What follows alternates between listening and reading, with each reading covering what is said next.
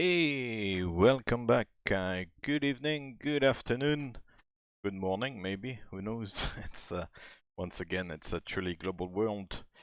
Here we are in Denver today for the NFL 2021. It's week 7 already, so it's progressing almost actually over the first third of the season, as well as 18 weeks.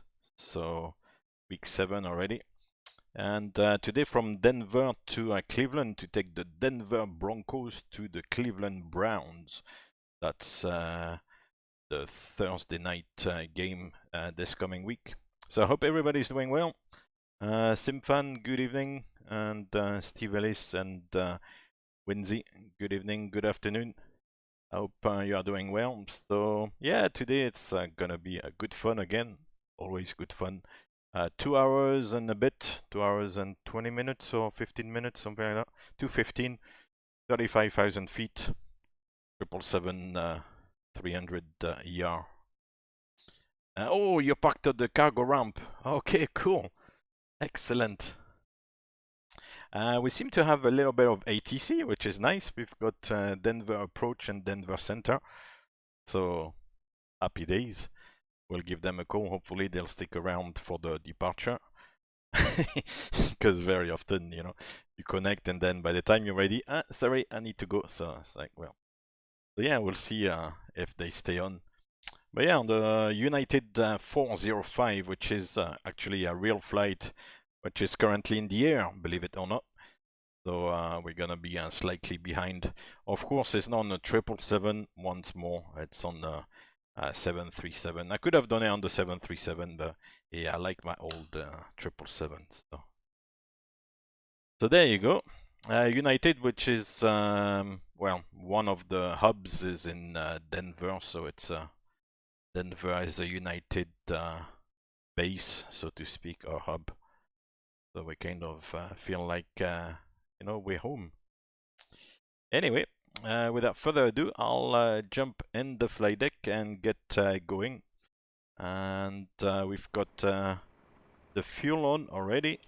25.6 tons. The alternate is Detroit today, just across the lake from Cleveland, so it's not very far. And yeah, we've got FS2 crew waiting in the background. Here it is. You've got the lady first officer again today. Hi, Captain. How are you today? I'm great. And nothing less than great once more. Cool. I'm out for the walk around. He's out for the walk around. So yeah, already week 7, as I said, we did the 4 pre-season games, and now week 7. So far, touch wood, so far we are sticking to the schedule, which is nice. Denzi, thank you very much for the Can you fly this follow. plane and land it? Thank you very much. Thank you. Surely you can't be serious. Hope to see you from time I to am time. serious. And don't call me Shirley. This is my secondary kind of streaming time. Normally I stream a little bit earlier in the day by 1000, 1100 Zulu, something like that. But today, this time is quite good because at least in the US it's it's daylight, not departing at night. You know, it's nice to have the sunrise, but it's nice to have like daylight settings in the Sims. So. Anyway, so we'll switch on the Adiru arm, the emergency lights, and on the status page down here, check there's nothing really significant. TCAS is expected because the system is off, and that's the only system being off at this time, which shows on the status here for some reason. So that's all good. And after that, we'll go on to the FMC. There's no defects with the aircraft, and I'm not really expecting to insert any malfunctions or anything like that. So it's gonna be another normal flight. I'll have one of these days to maybe put like a malfunction, but very often I like to complete my flights, if you see what I mean. I don't want to divert during a flight and go to an airport where there's nothing ready and everything. So I just want to go and see what the destination is like. So that's why. That's really the main reason. So we start with the ident page here. We got the model 777-300.2, that's CR, G90 engines. Iraq is 2110 still, that's not changed until the 4th of November. Then we move on to the Posinit page, enter the ICAO airport for our departure. So that's KDEN Denver. And then to set the inertial system, the Adiru will take the GPS position here, put it in the scratch pad and set it in the initial position prompt boxes there, like this. You can see the instruments aligned there. Negative, Captain. This is non-negotiable. Change course thank you very immediately, much or for I the will follow. be forced to blow you out of the sky. Thank you, thank you, thank you. Turn the wheel. Turn the wheel right now, Captain. Once again, I hope to see you from time to time. Today the route is route number 2. We'll take this one. Remember one thing. Request. You screw up just this much. And You'll be Stulad, flying a cargo thank you plane very full much of rubber dog shit out for of the follow. Hong Kong. You're very welcome on board United 405 to Cleveland. So we've got the route request there. The uplink is ready. We can clear the message there and then load the uplink. Now we've got the route 1 uplink loading message, which we can clear.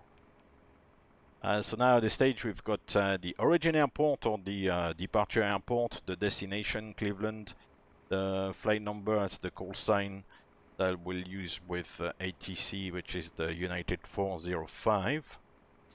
And then on the next page we should have all the waypoints which are correct. We go to Windham, then to HCT, Juliet 60 to Jot, direct to Zine, and then to Benjo, and then it will be the arrival, so it's all in there. That's good, so we can activate and execute.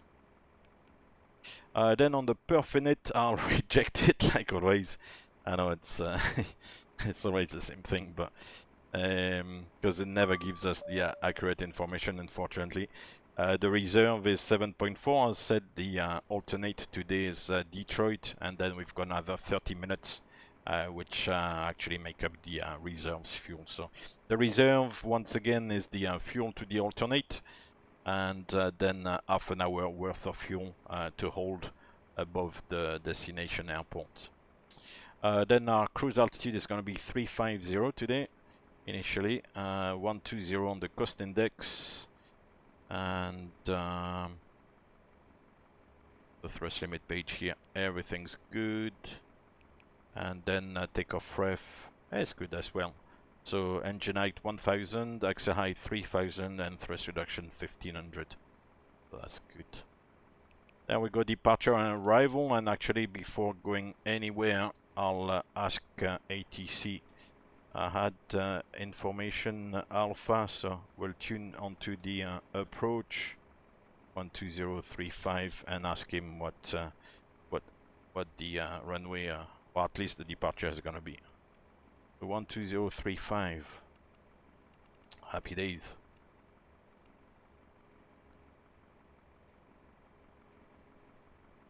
I've got my pen, got my piece of paper, ready to copy the clearance.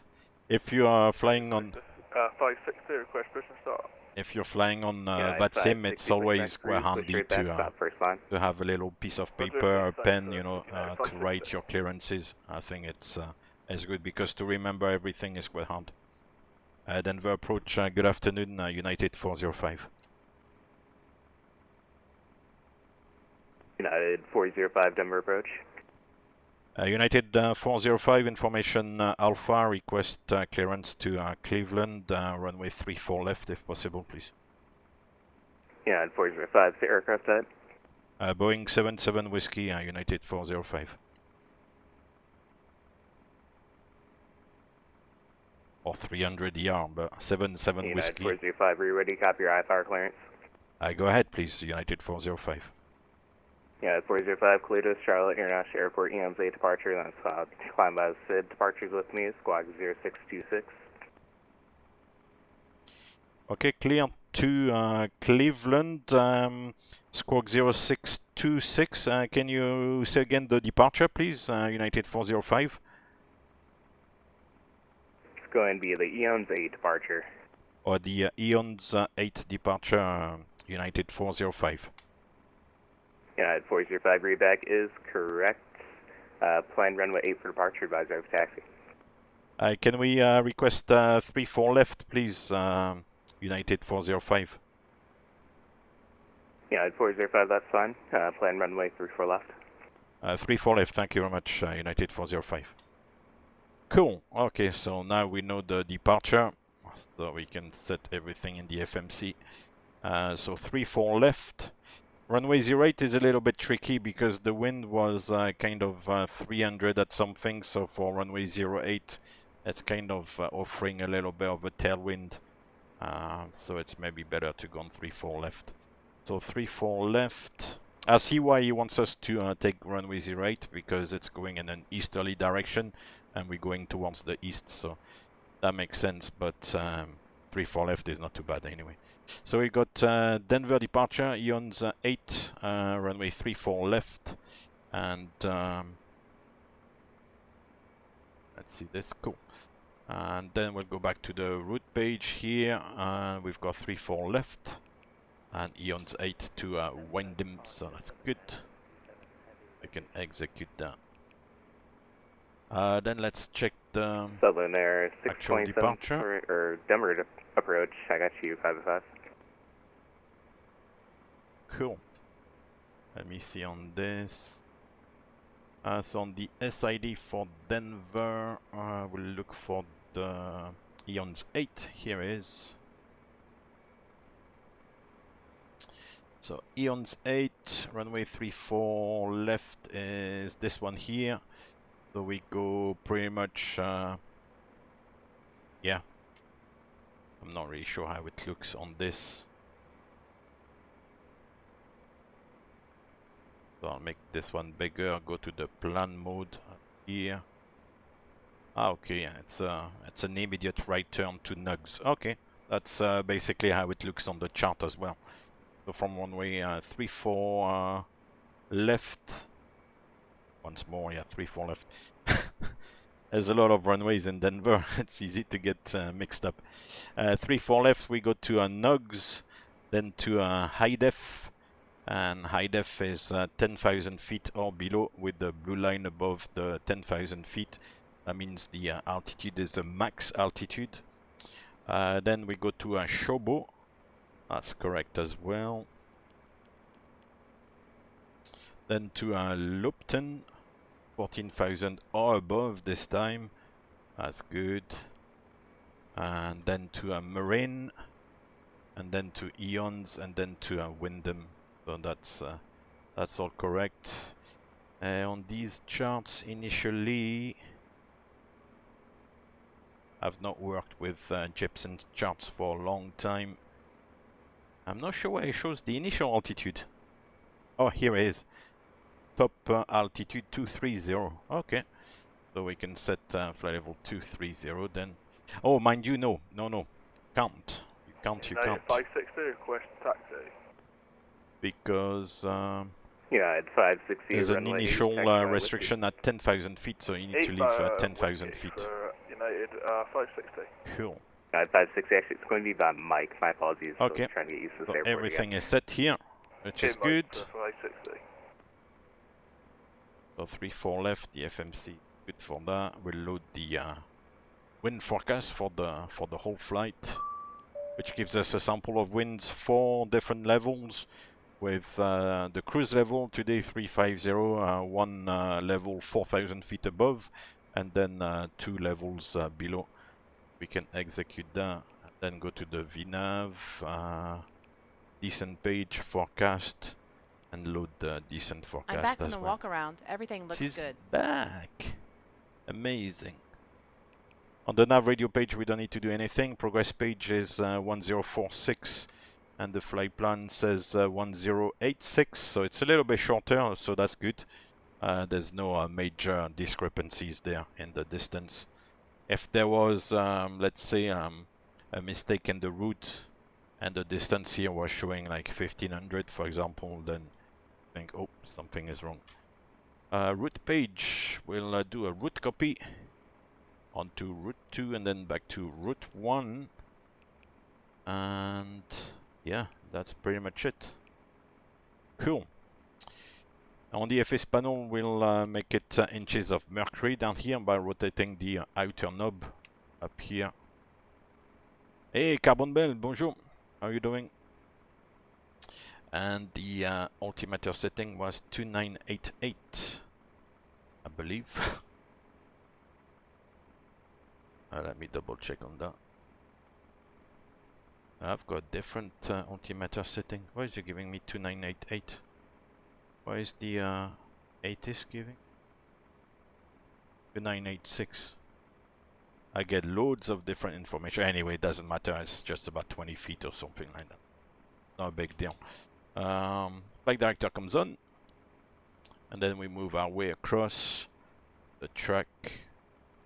Selector 353 for the runway heading. And 10,000 feet, as we said initially.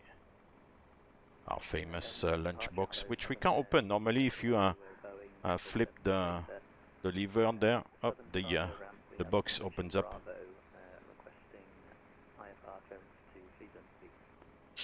We got Toga at this stage. 27 Heavy, Denver departure. You're cleared to the Cleveland International Airport by Eon's 8 departure. That's filed. Climb by the Everything is set here. With me. Squawk Squawk 0774.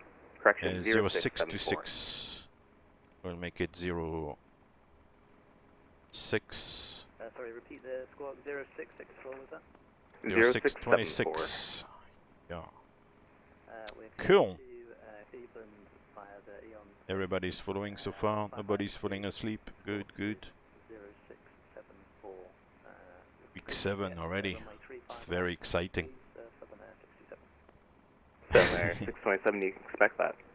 Alright. Apologies, I didn't mean that. I meant 35 right, just to avoid the taxi. Yeah, oh yeah. Would you like 35 left? That's the closest one to you. 35 right's on the opposite So side. let's do the briefing for FS to crew. Yeah, I did mean 35 left. So we're gonna go from a gate. Transponder, yes. Radius thrust. It was flaps 5, I think. Depart 35 left by the Eon's 8. Alright, you can expect 35 left. Thank you very much, Southern Air 67.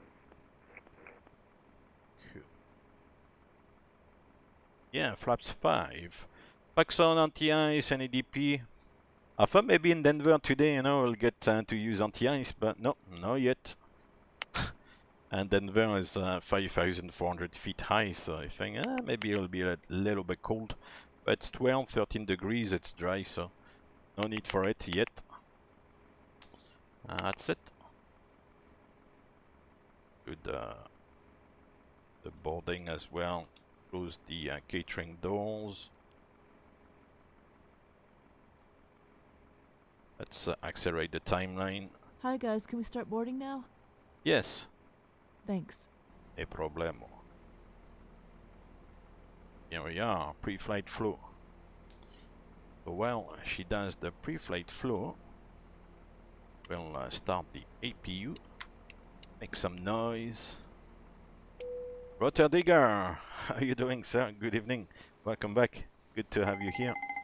And Tomer, hi, how are you doing? Welcome back to another flight across the US, this time from Denver to Cleveland. We take the Denver Broncos to the Cleveland Browns for the Thursday night game. There you go. Yeah, doing well. Rocking the planes today again. So. Yeah, already week 7, so I'm glad so far I've managed to stick to it. I'm not sure if I'll manage to stick all the way through, but for the moment, so far so good. I thought there would be a few bye weeks, but so far. Yeah, the livery is it's the PMDG livery, so I don't think it's the new one. It's kind of the older one. It's not the one which is kind of light blue, I believe. A kind of light blue tail and stuff. That's the more kind of traditional one, I guess.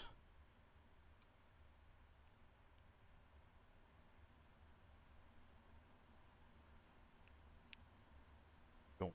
So while FS2 crew sets it up, The APU is running, so we can disconnect the memory external power. TCAS Ground test flight deck. pass. Go ahead. Please disconnect the ground equipment. Roger. We'll do the boarding. If it Yeah, asks it's me actually, 560, wind 340. Oh, mind you, now we're not gonna do I'm that ready yet. for the Red light, clear checklist. for takeoff. because it's gonna take too long actually. Clear for Let's do takeoff, the checklist then. for United 560. Pre-flight checklist. Captain, set the parking brake first, please.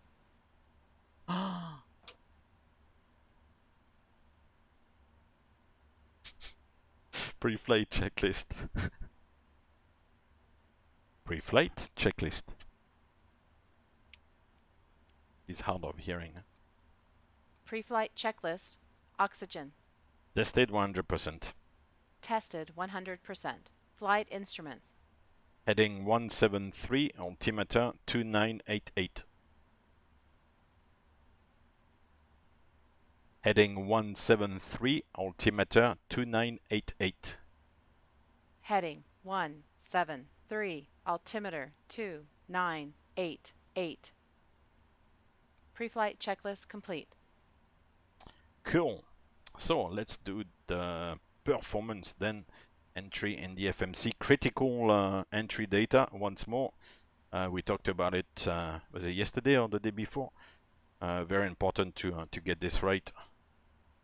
So the zero fuel weight today is 228.9. Enter 228.9. We've got 25.6 tons of fuel, so that gives us a gross weight of 254.5. That's good.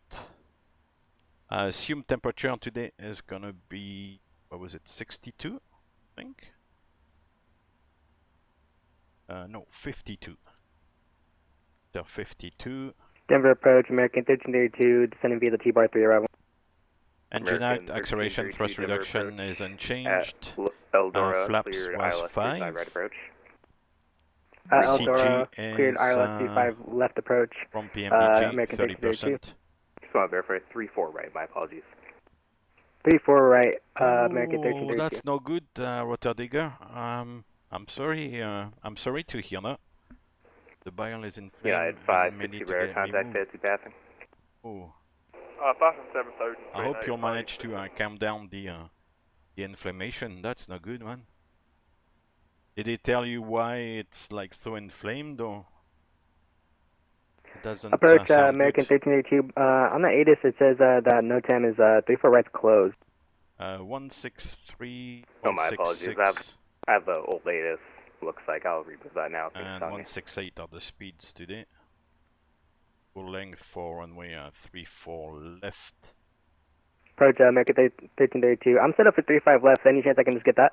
We'll make this one 250 below American 16,000 feet. 1332, Since roger. the airport is at 5.5 or maybe 15.5. Good. So 10,000 feet above the airport.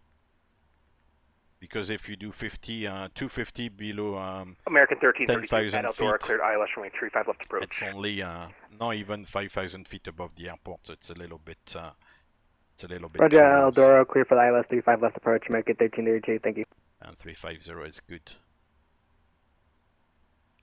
American So, 1332, just for your information, with the new arrivals that we have, when you get to land north or land south from center, it will tell you exactly which runway to program Elnav based on the chart. 353 and 10,000 feet. Roger, 1332.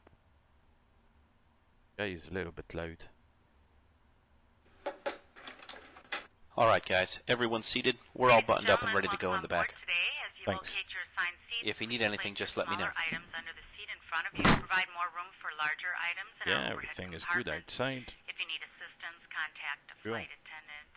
If you are unable to accommodate any item, ground flight deck. please bring it to the boarding door and we will check it for Ground you. flight deck. Also review ahead. the safety Can we instructions pressurize for hydraulics? seat pocket. If Roger, you are you're cleared to seated in an pressurize the exit seat, hydraulics. Also review the exit seating criteria. Before start procedure.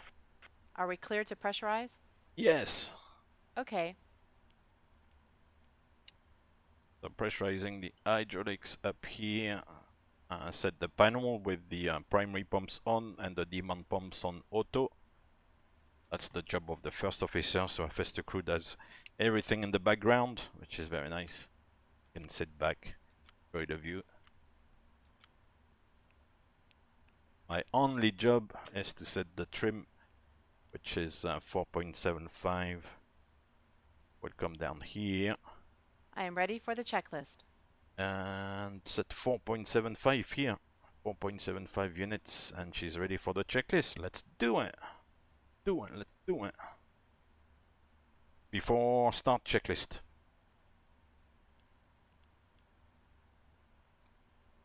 Before start checklist. Flight deck door. Closed and locked. MCP. Set and checked. Takeoff speeds. Set and checked. CDU pre-flight. Completed. Completed. Trim. Set and checked. Taxi and takeoff briefing. Completed. Before start checklist complete. Beautiful. Approach United 405, request push and start. United 405, push start approved, push straight back, stop first line. Can you confirm straight push for United 405? United 405, roger, push straight back, stop at the first line. Yeah, straight push back to the first line, confirm for United 405. That's like Roger. Roger. How is that gonna look? God. Where is it?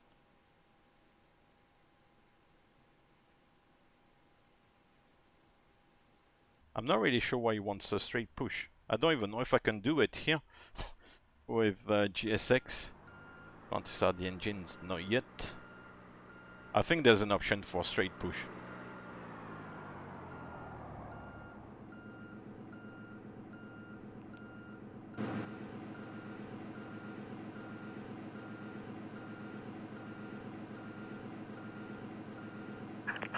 Hello, Captain. We're ready for pushback. Hello, hello. Ready as well. Got the beacon flashing, so we all set. Yeah, it's gonna come up, I think.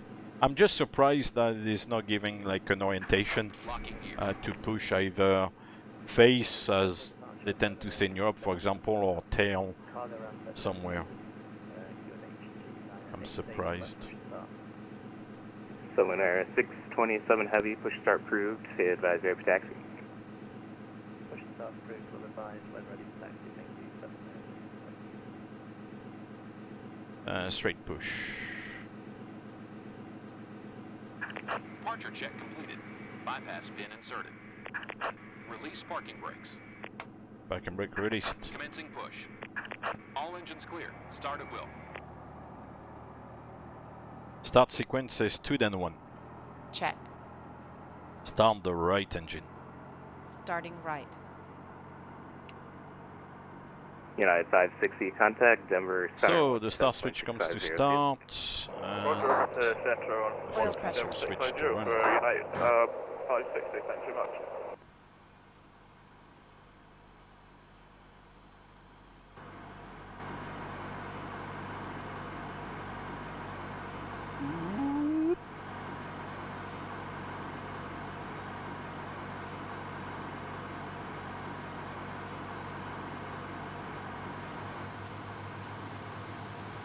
With the straight push, I'm not sure where he's gonna actually stop. Whereas if he had given me a side, then GSX follows the lines of the scenery and oh, it's original, but take it.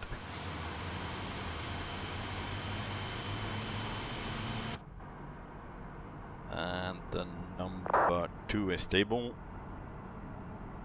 Start the left engine. Starting left.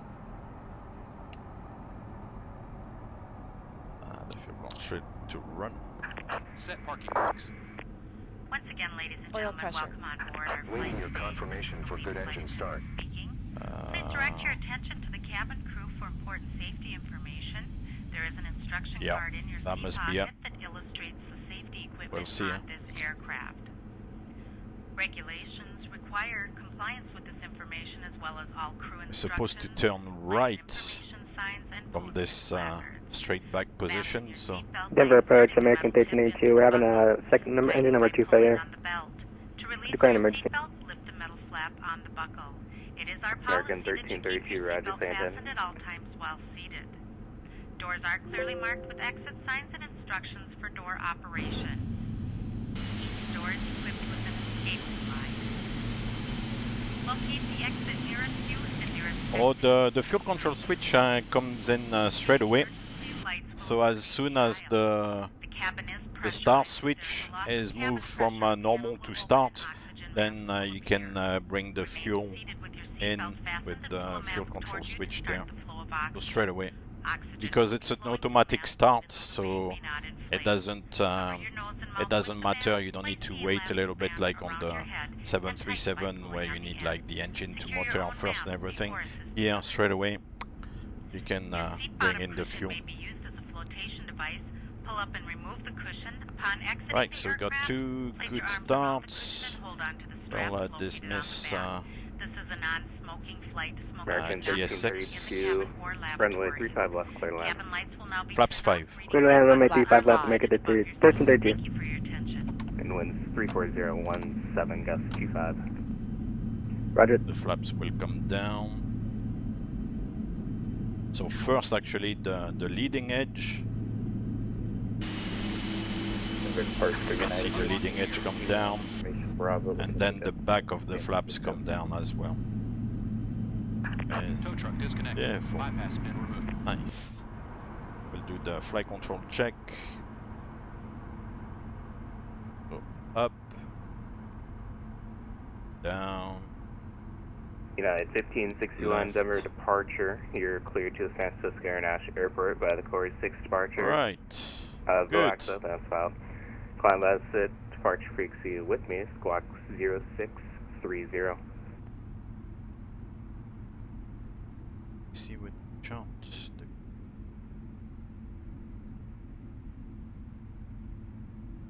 Okay, he's gonna give us a Cleared wave. to San Francisco, the Tour 6 departure, Relaxa transition, climb via SID, departure frequency is with you, and squawk 0630, United 1561. And another wave. So yeah, Bravo November.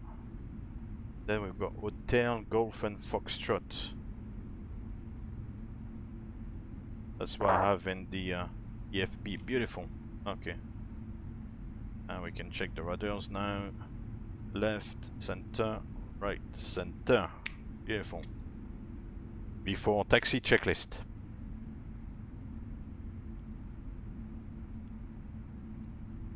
Before taxi checklist. Anti-ice. Auto. Recall. And Checked. United Flight 1561, controls. your back was Checked. correct. You can plan Ground runway equipment. 34 left for departure. Clear. Advise over taxi. Before taxi checklist Looks like complete. 34 left, 156, 15. Clear left. Clear right. United 405, request taxi.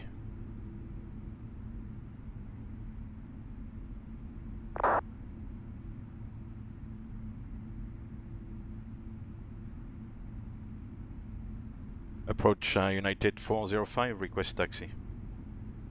United 405, runway 34 left, taxi via Golf Whiskey Alpha.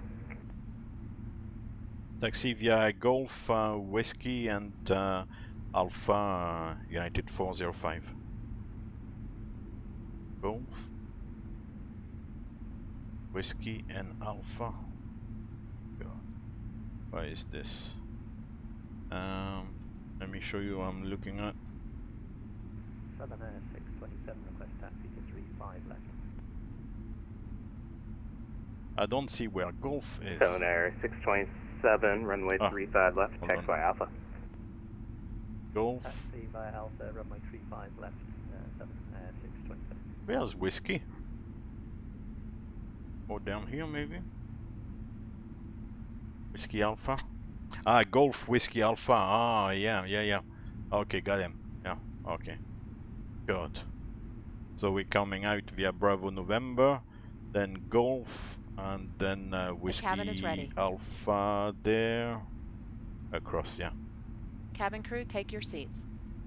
God, it took a while to work out, but it's a right turn here.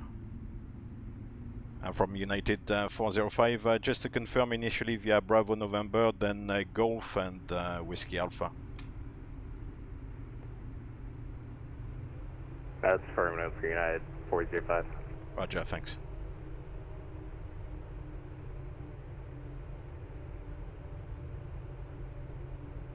Oh, Virgin America. Oof! It's smoking. Nice.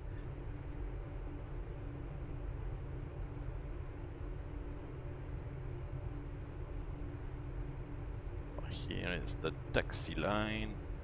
That's Bravo November. Get rid of this now. We don't need it anymore. I've got it. Ah no, that's not the right. That's not the right line. It's strange. I should have pushed straight onto the Bravo November line. It was strange to do that straight pushback anyway.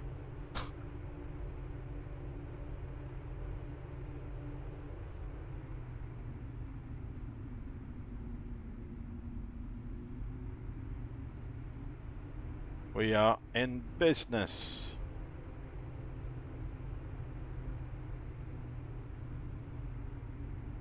Let me arm the doors because I don't like to see things I'm not supposed to see. Doors, arm all the doors. Here we are.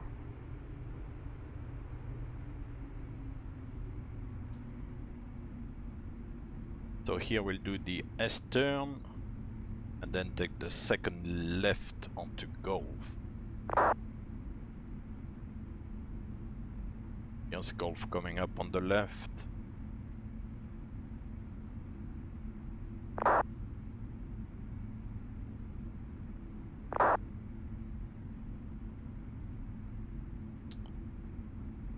So left on Golf.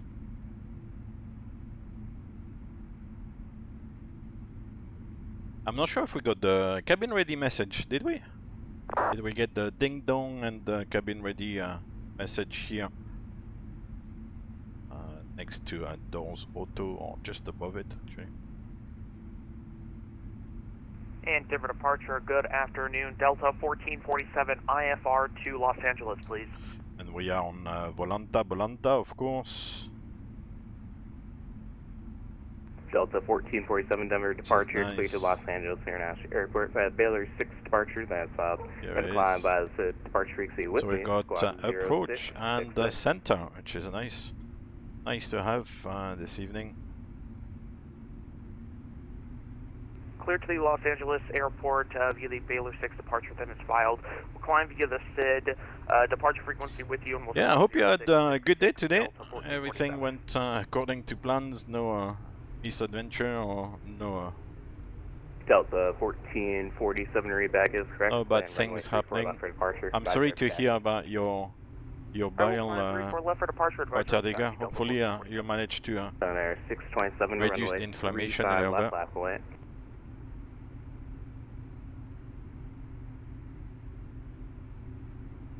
Line up and wait, runway 35 left, 627.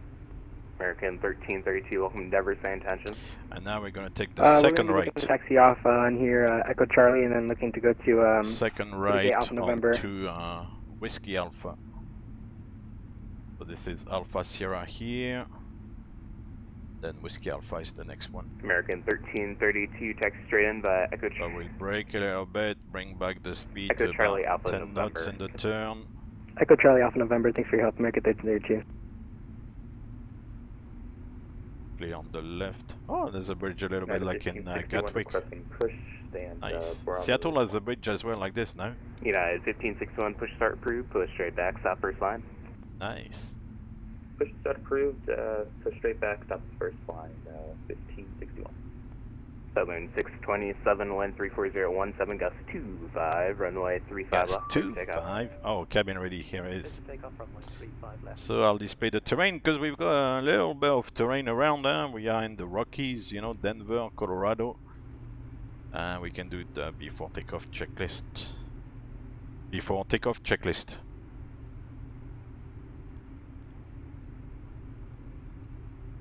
Before takeoff checklist. Before takeoff checklist complete. Checklist complete. Before coffee, checklist complete. And now we can call him ready for departure.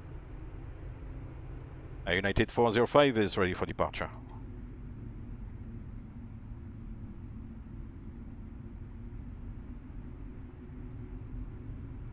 In clear. Those airports are huge in the US. It's so widespread and so... United 405, runway 34 left, line up and wait. Line up and wait, runway 34 left, United 405. Line up and wait, so we can do the runway entry procedure. 627 radar contact, sail to pass. Runway entry procedure. Check. Flight 209er, you are cleared for takeoff. Hey, you go spotter. Thank you very much for the follow. 123.9er. Roger. Huh? Request vector. Over. What? Flight 209er, clear for vector 324. We have clearance, Clarence. Roger, Roger, Roger. What's our vector, Victor? Roger, Roger. So we burnt just about the taxi fuel. Bad.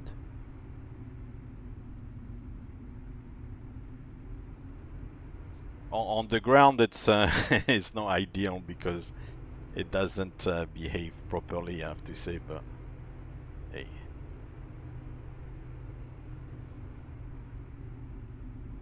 Roger, Roger. Request vector, Victor.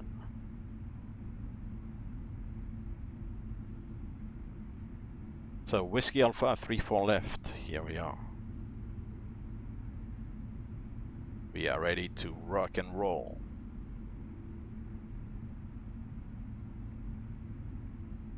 Approaching 3-4 left. That is confirmed.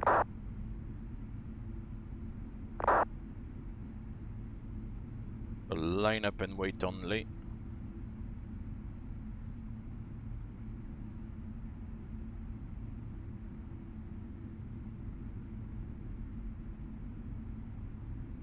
On runway 3-4 left.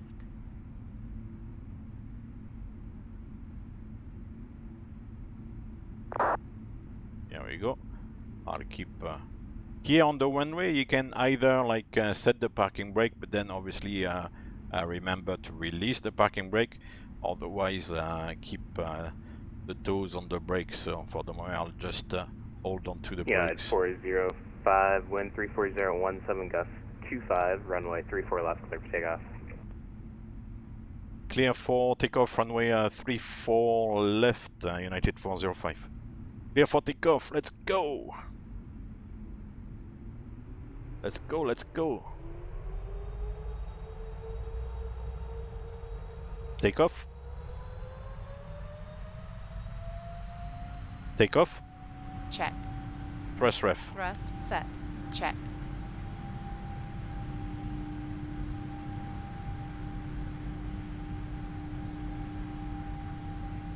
$80 knots. Hold. Check.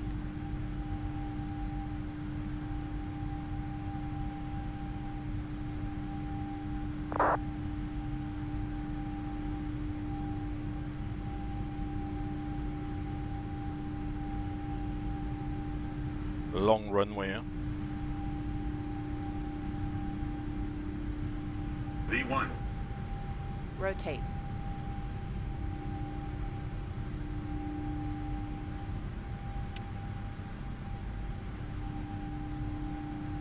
Positive climb. Gear up.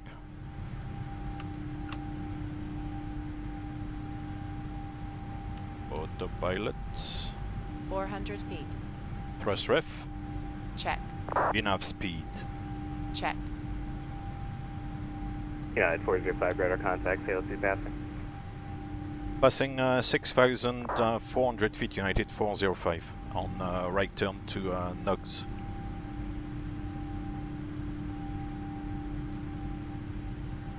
Well, just about now. It's a little bit bumpy. The plane goes. Ooh. Climb. Let's go, let's go.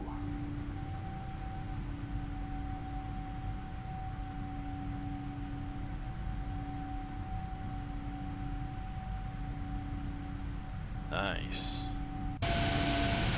Check this out. Very nice, very nice. huge airport.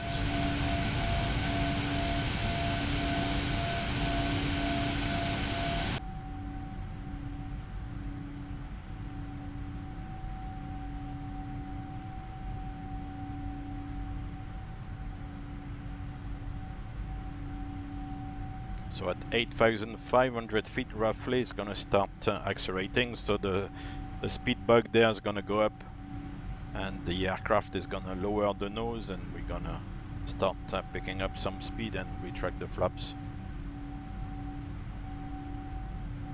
Yeah, Hugo M Spotter, that's the standard reply.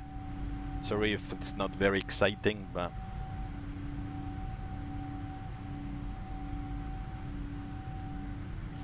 flaps 1. Speed check, flaps 1.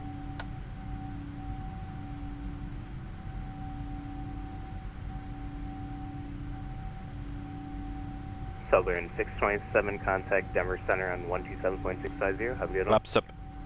Speed check, flaps up. 1,000 feet to level off. Thanks very much. Checkity check.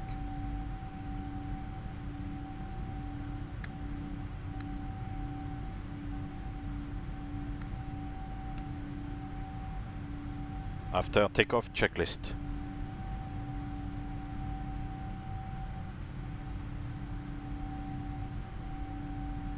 After takeoff checklist. After takeoff checklist complete. Checkity check. Speed enough path.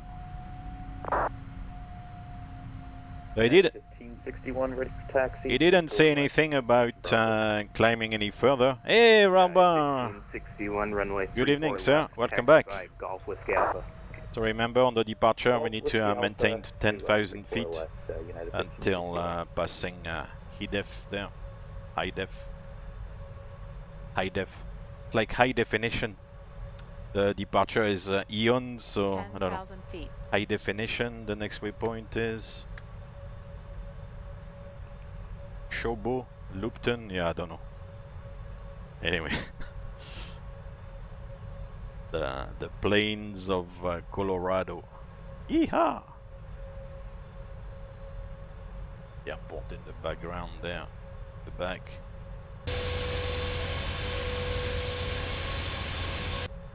Wide expanses. Huh? How are you doing, sir? Ralba, how are you doing? Hope you had a good day. Time to chill out a little bit. The next step is 12,000 feet. So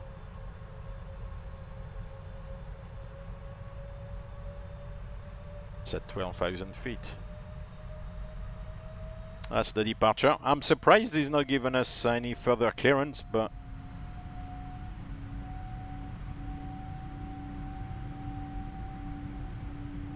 actually there's maybe no need to climb so dramatically. Vertical speed will be good enough.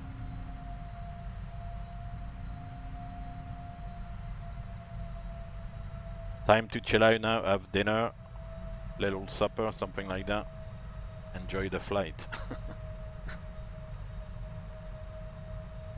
1,000 feet to level off.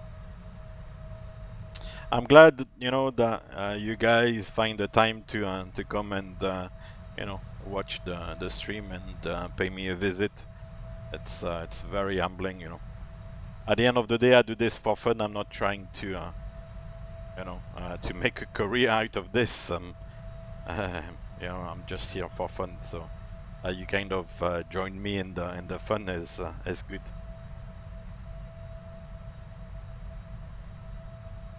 Yeah, because the departure has those restrictions here. So ions.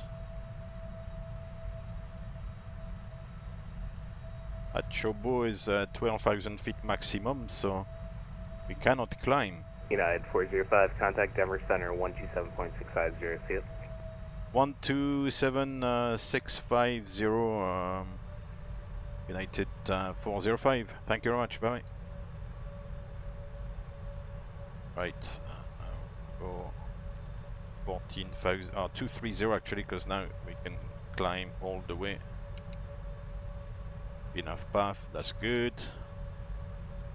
127. 6-5.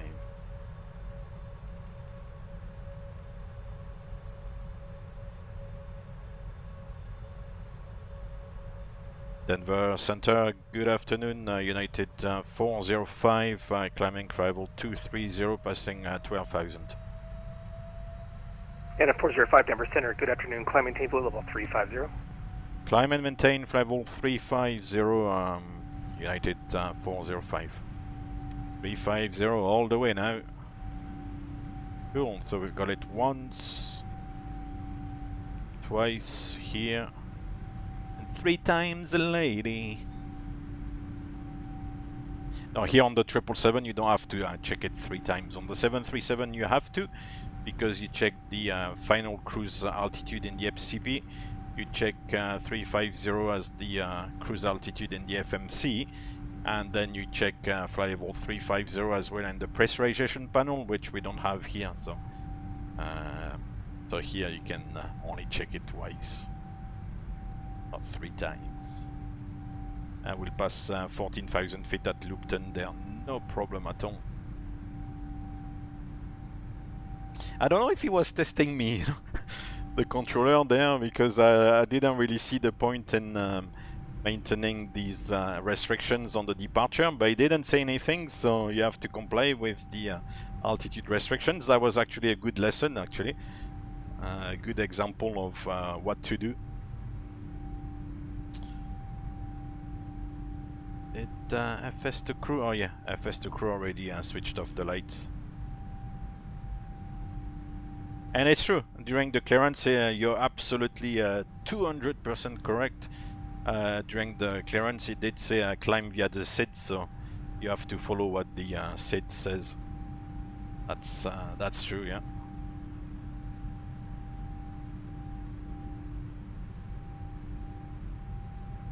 You see?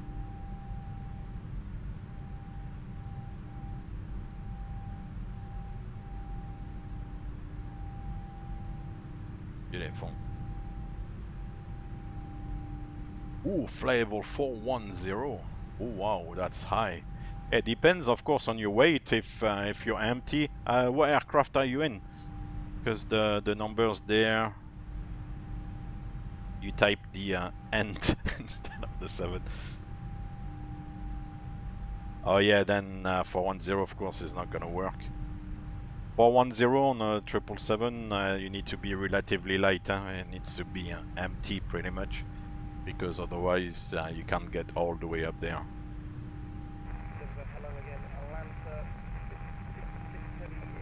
Now we'll go to the weather. I'm not expecting anything nasty anyway. This looks very innocent.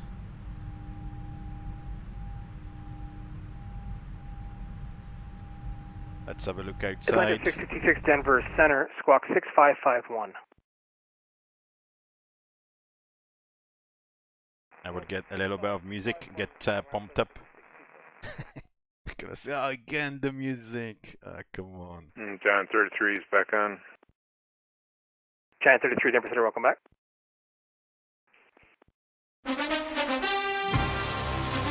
Stand at 560, leave my airspace to the east of the Airport Center is offline or the service is terminated. Frequency changing to come from first in flight.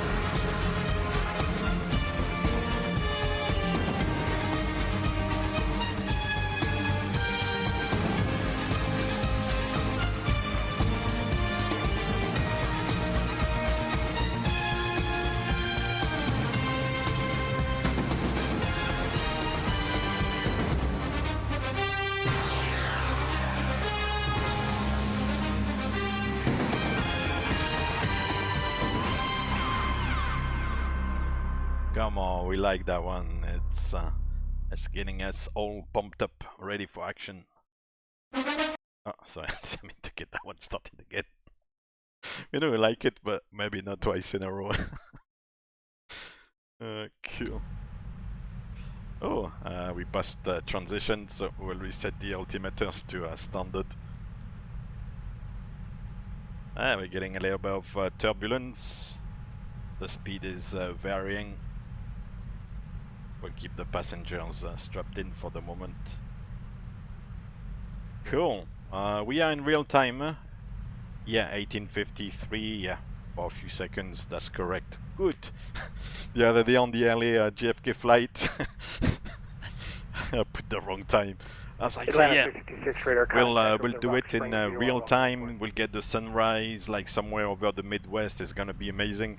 Then realize like, oh damn, I'm like 1 hour too fast. So yeah, that was a little bit of a fail.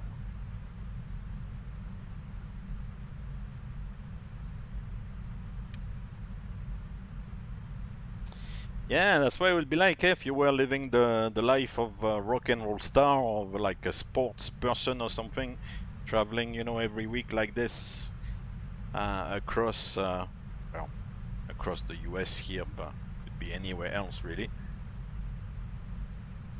That's a lot of miles, a lot of time spent on a plane. Oh yeah, DHL operated by Southern Air. Let's have a look as I've got the...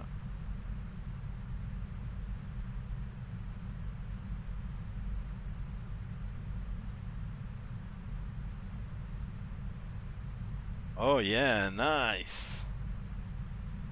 Very nice, Southern Air. Cool. Fantastic.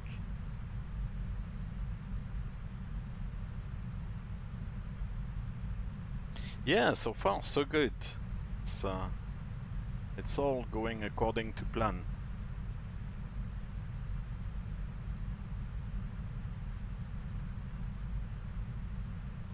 Where's my route? My route has disappeared.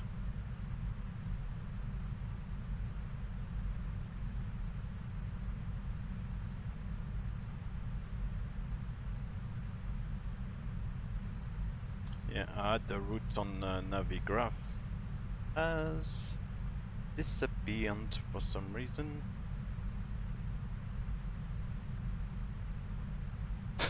I'm still trying to get to grips with it. I finally took the plunge, got those Navigraph charts. I still need to learn how to use it.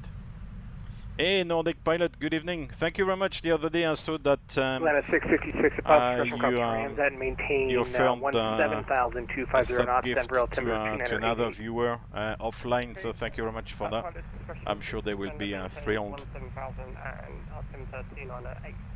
You made it to flight level 410 even though the computer said no. You're flying on the edge of the envelope, huh? Nice. You live dangerously. You're dangerous. Oh wow, we got good wind already. 73 knots on the tail. At this time of year, it's nice to go eastbound.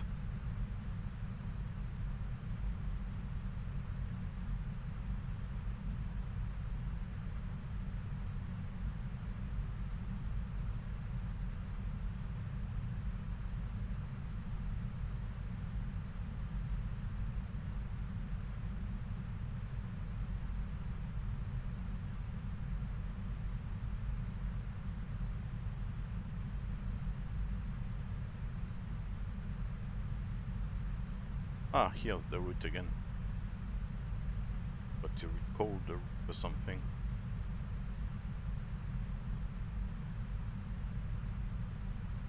So for a lot of those US flights actually, you don't really follow the airways too much here. It does a little bit initially.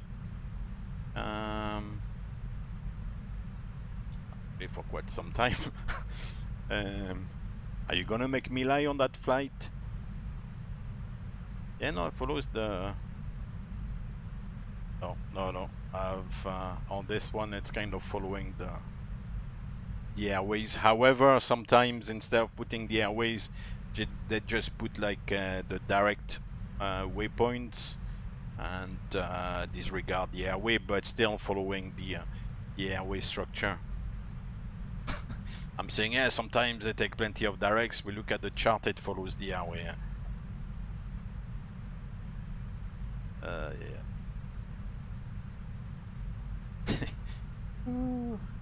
Where have you been on them, my friend?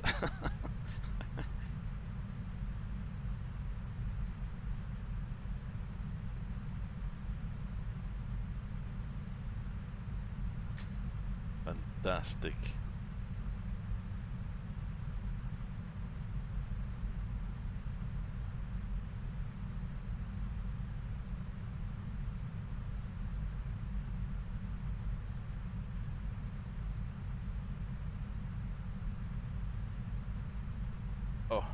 Skywest 5333, wind 260 at 20, gust 26, showing 35 right, clear to land. Clear to land 35 right, thanks. Skywest 5333. Unfortunately, I think after Denver, that will be it. There's not gonna be any more ATC. That's Volanta. Here we are with stem fan there. Once with Denver, then that'll be it pretty much. The Detroit Tower.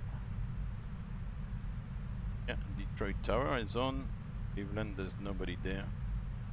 As I said, Detroit is on the other side of the lake pretty much. I think that's Lake Erie, yeah. So that's alternate. But he posted a picture on there on Delta. Cool.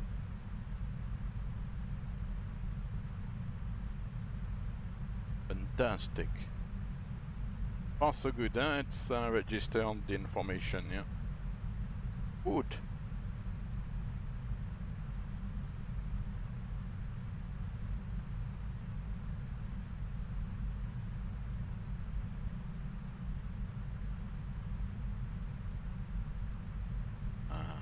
Turbulence kind of feels better now, so we'll release the passengers hopefully. You know that the seatbelt sign switch is the turbulence switch.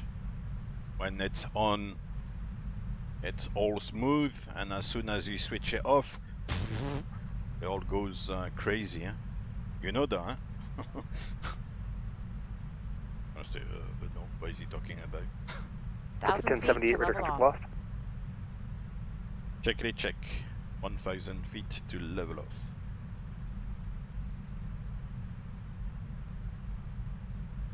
Yeah, very often that happens, you know, you're cruising along, it's been a little bit bumpy, but then it kind of settles down and you're like, the seatbelt sign is on, and you think, should we switch it off?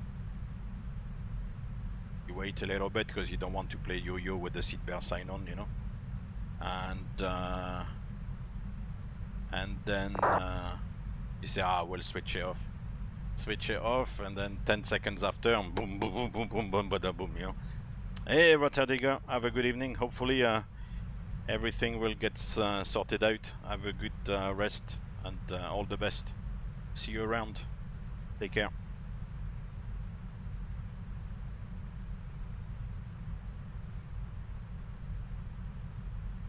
And that's 350. Happy days.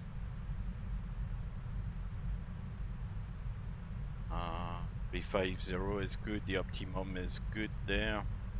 Once again, here there's a little bit of a smaller gap than what the aircraft would give us. I'm actually gonna see if you change that, let's say to 30%, if it changes anything here. Probably won't. Denver Center, United 1561, climbing via the Course 6, leveling off flight level 230. So to change the cruise CG, they don't really affect the optimum and the max. It should, at least the max, but it's not that advanced. Alright.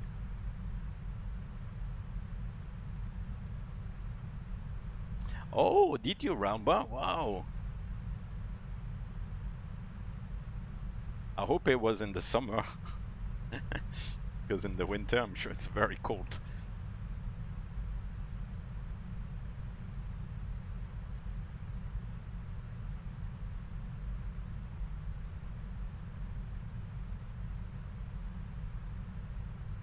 Yeah, so we're gonna fly in, let's do a little bit of geography.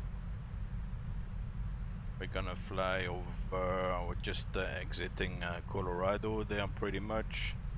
Fly over a place called Lincoln, then Omaha,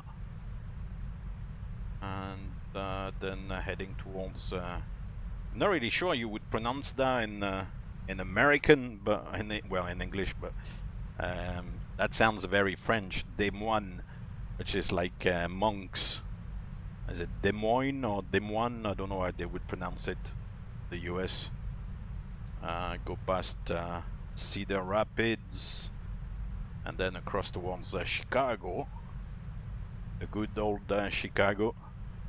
And then across to just south of Detroit and down towards Cleveland. That's the route today. Very nice.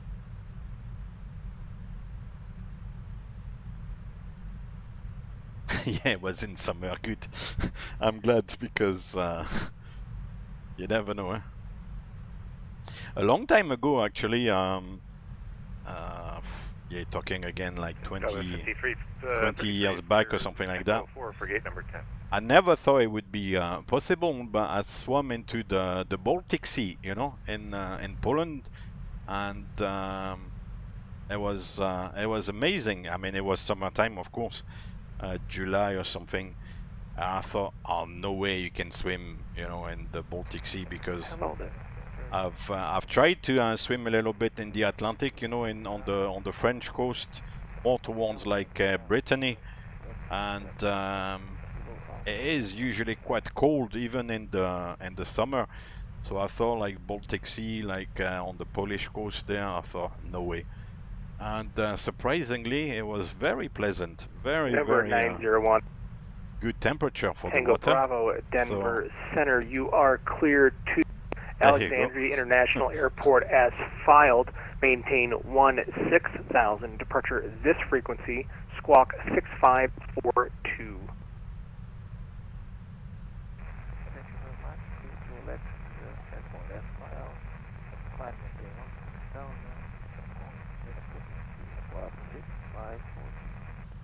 Skywest 5333, welcome to Springs, taxi to the ramp via Hotel Mike.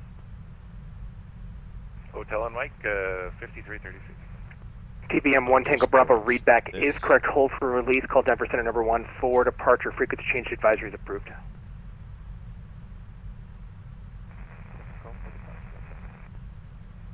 Chinook 811, contact Albuquerque Center 12725 today. Wow. 2785 today. Oh yeah, they are adjacent actually with Albuquerque.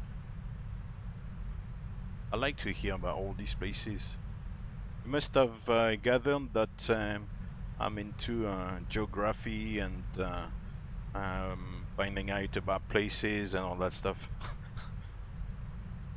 Yeah, Denver Center is here, and Albuquerque for New Mexico mainly, but also Arizona is open to the south of Denver Center. And we got Aspen as well, open there. Amazing. This is pretty much the only ATC. There's a couple of towers there in the US, and then you've got Boston, who I think, yeah, he's gonna cover the whole thing. That's it. Hopefully this evening no issues with the servers, because last night I was doing a little bit of controlling, not for too long, and it kept disconnecting and everybody was being kicked out of VATSIM. So hopefully today is good. It remains quiet. In German we say the East Sea, Ostsee. Yeah. Okay. I guess it's the same sea as what you'll get like in Hamburg and all these places on the north coast of Germany.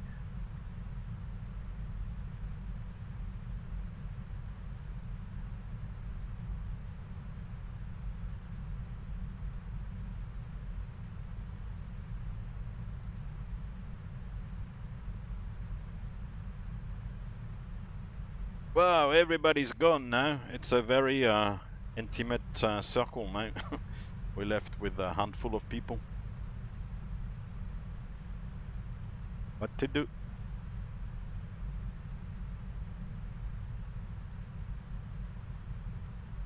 Diddy.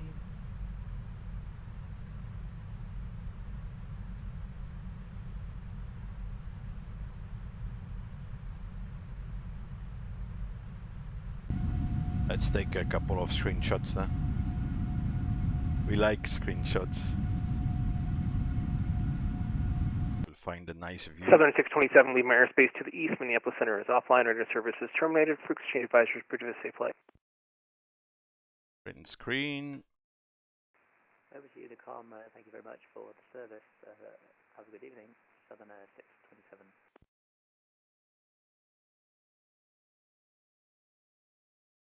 New paste.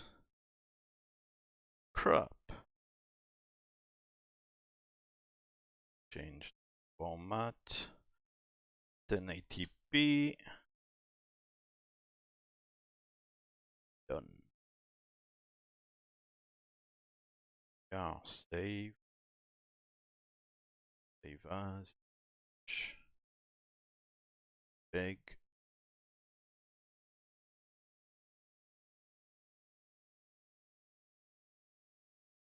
Save. Cool. Hold on. Where did I save it actually? Because it needs to be saved into the. Saved in correct. Oh yeah.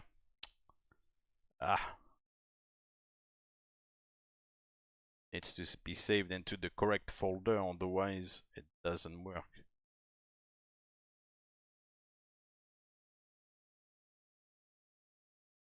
Oh no, where's my folder? I changed it earlier on and I can't find it anymore.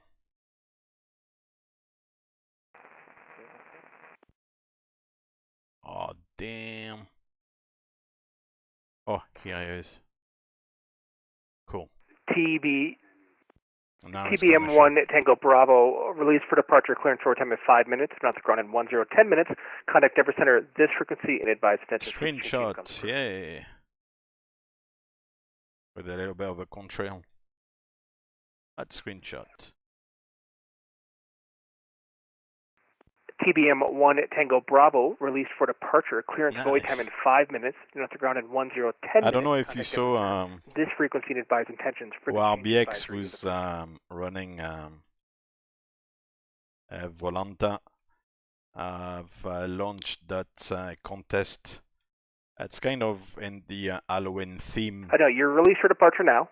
You're released as long as you get off the ground in the next 5 minutes. They want people to draw like scary figures in the sky, so and send the screenshots, and the winner like gets to gets like a couple of ORBX products and stuff.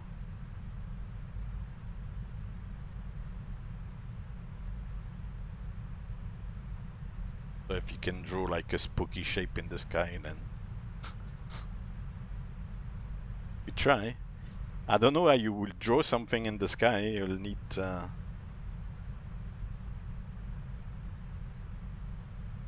lot of planning, I guess.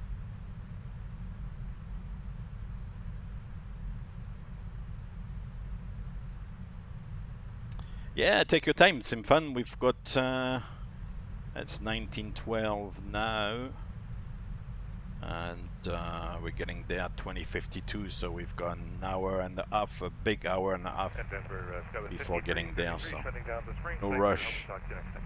Guy with 333. I'm actually gonna go and get my bottle of water because I'm getting a little bit thirsty. I'll put you on break. I'll be 1 minute.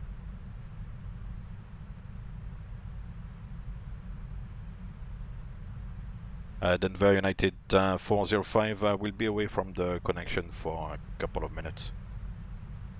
United 405, leave my airspace to the east. Minneapolis Center is offline. Radio services terminated. Frequency change advisory to prevent a safe flight. 122, dissimulate on Unicom. The frequency change approved. Thanks, United 405. Good evening. Giant 33, leave my airspace to the west. Salt Lake City Center is offline. Radio services terminated. Frequency change advisory approved. Yeah. 122.8.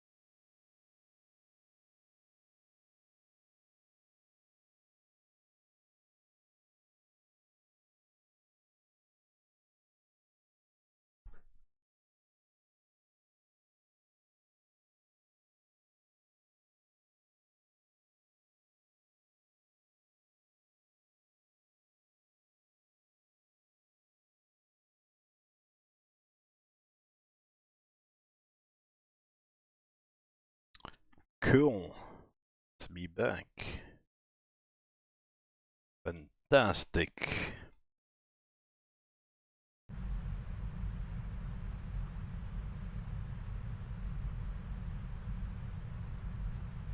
You guys, good. I'm not sure what time it is for you. Good evening, good morning, good afternoon. Once again, it's a truly global world, so somebody's evening can be somebody else's morning, and so on and so forth. As a long-haul pilot, I'm all too familiar with all the time zones and all that stuff. Oh, it's past midnight. Whew. T4B.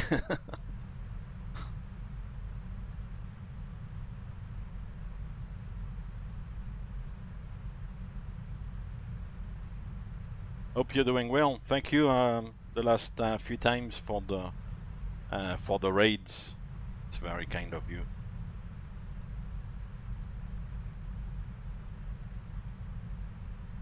I'm not really sure who's on at the moment. Anyway, I'm actually, to be honest, and between you and me, I'm tend not to look at who's on and stuff, because I kind of basically find it a little bit frustrating sometimes. So I tend not to look at who's online and who's doing what, and all that stuff, because if you excuse my French, it pisses me off. So to keep for me the fun element and just do my thing and enjoy it and stuff, and not be frustrated to see what's going on elsewhere, I tend not to look at it, to be fair. So yeah, I'm not really familiar too much. I'm not too familiar with what's going on elsewhere on Twitch. You know, I just do my thing here.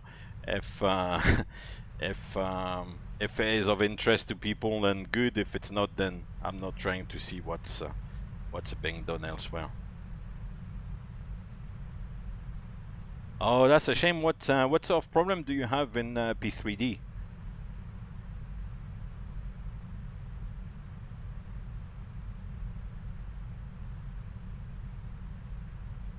The sceneries are okay. There's a lot of sceneries on online for a lot of airports around the place. Some better than others, but you do get like a decent amount of good sceneries around.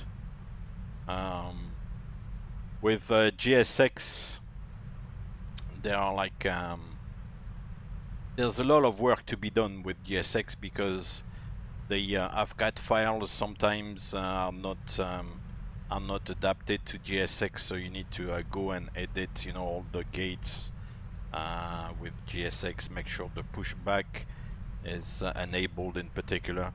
Of all things, I guess with GSX is the pushback, and then in a few sceneries the pushback is now enabled in the AFCAT files. So I don't know why, because it's kind of part of the default setting in the scenery to have the pushback. So it's like some scenery developers or like add-on developers actually choose to turn it off for some reason, because if you use ADE, then you'll see what I mean. Like you'll see in some sceneries the pushback is disabled, which kind of is a little bit counterproductive.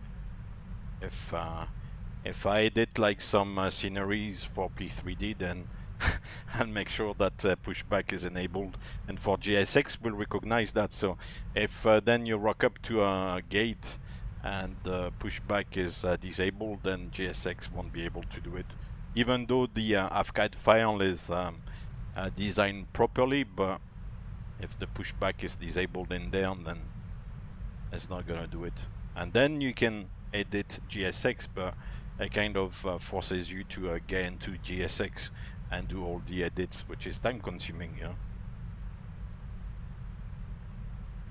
And Cartenia, yeah. Cartenia, is it that Spanish guy who was doing YouTube videos about GSX? The name rings a bell.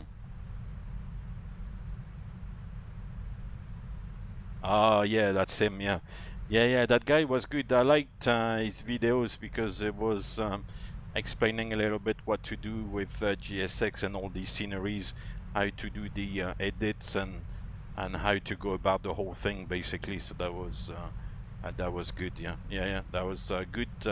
I think there was a series of maybe 5 or 6 videos, like various tutorials, and it shows like how to do things.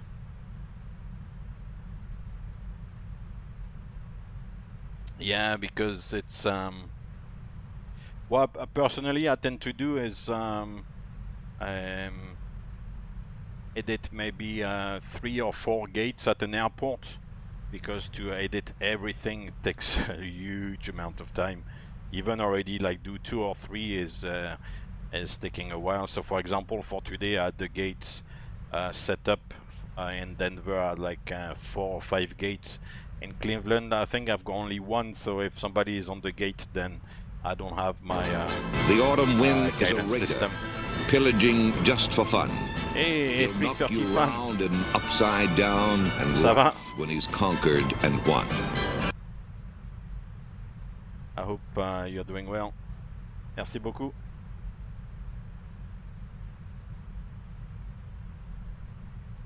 And then you've got also the files themselves that you can drop directly into. I think it's in the app data folder. So you drop everything in there, and when you launch GSX, is there. It's very good. It's you know, as soon as you have the files in the PC in the correct folder, then GSX takes everything, which is good.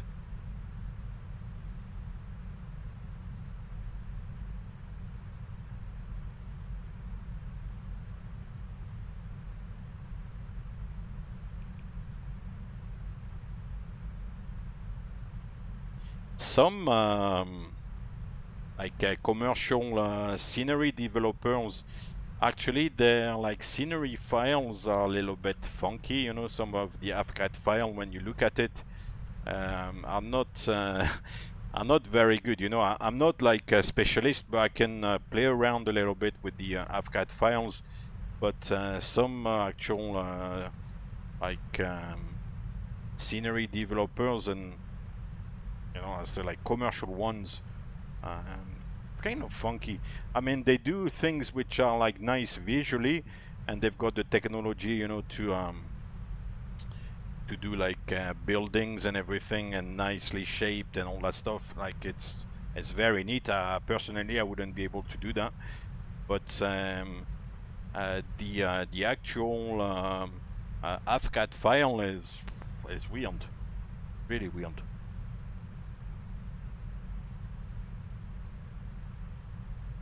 How do you use the root copy in Realm? Just as a copy or for some other reasons? Yeah, mainly as a copy. So at the moment we've got it at, for example, the root copy as root 2. So here we've got everything at the moment. And really we would use it if, for example, on the way into Cleveland, we are not sure if it's gonna be one runway or another. So on route 1, then you would prepare the arrival for runway 24, for example, and on route 2 you prepare the arrival for runway 06.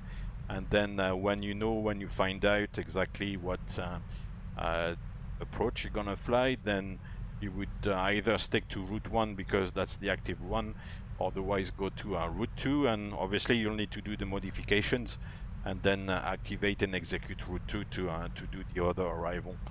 So it's just mainly to have like another option available in the FMC, because as you know, for the arrival everything is really based on the FMC. It's not so much setting radios and courses and all that stuff.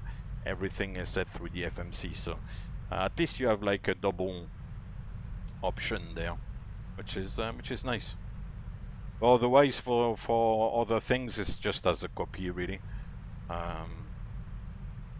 Route 2, I've really only used it in the example I was giving you, where there's a doubt about the arrival, or maybe if it's NILS or RNAV or runway left or right, or yeah. That's really the main use of it. Actually, at the moment, oh yeah, I went on to route. So it's funny because I don't know if it's that visible on the stream, but if you go to route 2, obviously it's just showing you route 2 at the moment, but you can see over the magenta line you've got that blue line as well on top of the magenta line, so it shows you where route 2 is, and obviously it's exactly on the same place as route 1. But I don't know if it's that visible on the stream or not. But that's why it does. So to get rid of the blue line over the magenta line, then you need to change the display on the FMC back to route 1 here. Okay. We've got a little bit less wind now, 40 knots. Ah, no worries, Nordic Pilot, no worries. It is quite convenient because, as I said, it offers you a bit of flexibility and the option to change at the last minute without having to go through everything, because you can set all the waypoints and on route 2 beforehand, and then if there is a change, then you can execute route 2 and everything has been already set in route 2, so you just that's good.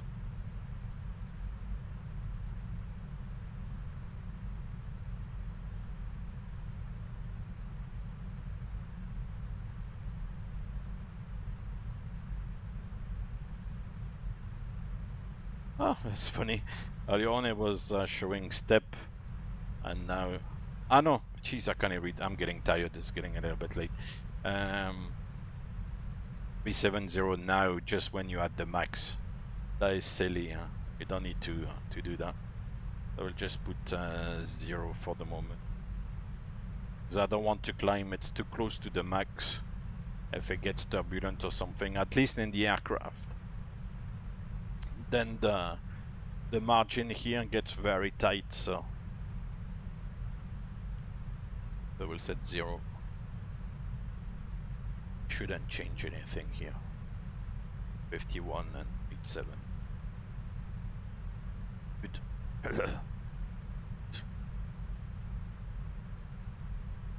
Have a little drink.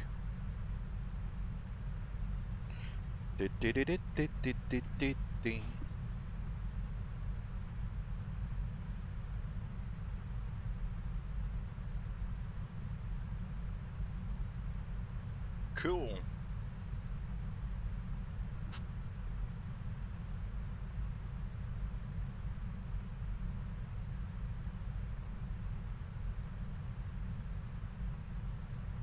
Oh, we had in the Discord server Rocco saying, "Hey, I love FS2 Crew. I can finally manually fly from 500 feet while the FO is doing the work." Nice. But that's what it's about, huh? With FS2 Crew, it kind of allows you to you know, delegate all the little things which are distracting here in the sim, because if you've got to change the view to switch on some lights and all that stuff, it's quite distracting, and it kind of unless you start flying like all over the place. But if you want to concentrate on the flying, to have to do all these things on the side is a little bit distracting.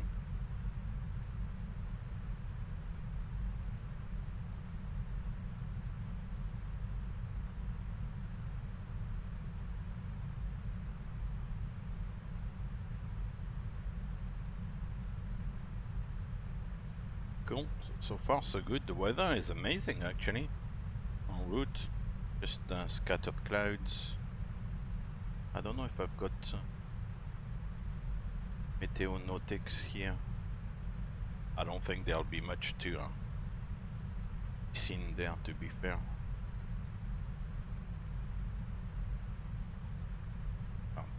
The L45.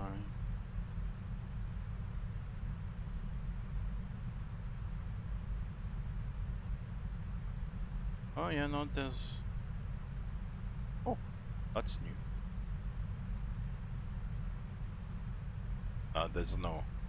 There's no weather warnings really. It's all good. It's beautiful. That's ATC. North of Denver, there seem to be a little bit of rain there, maybe a few patches. You've got those sunshines there, I don't know. The weather over the US looks generally good at the moment. Yeah. Surprising, apart from here a little bit, maybe just off North California there. Very good. So nothing to note really.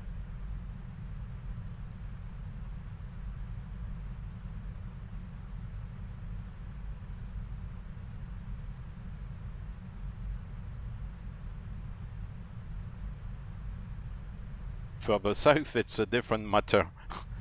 You look at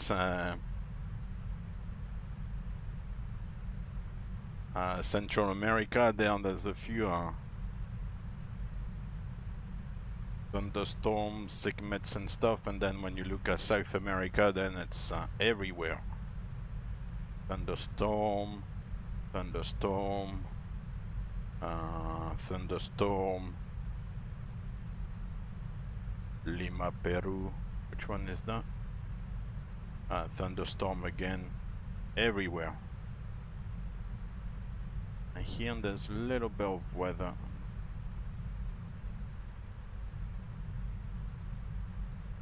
Oh, here is New York oceanic thunderstorms. That's not too bad, up to 27,000 feet. And this one is... Oh! Oh, I've never seen that before. There's actually a live virtual flight specialist, a certain Mr. Mario, for the Toronto FIR. You can chat with Mario for one-on-one meteo consultation.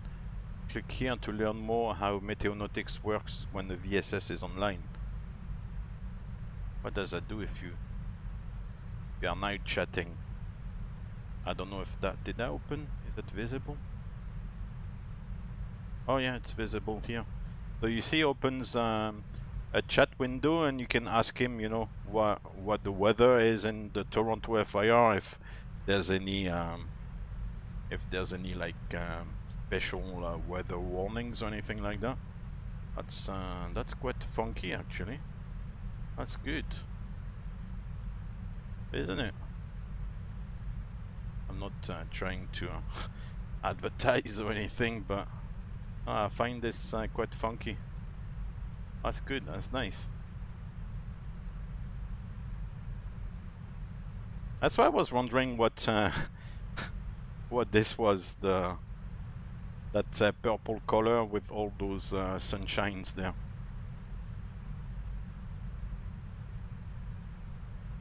Cash for CYTA. Oh, so that's what it is then. Oh wow, that's good. Let's check this out a bit closely. Which one is this? CYOO. If there's maybe something for actual Toronto airport. TYZD, no. Nope.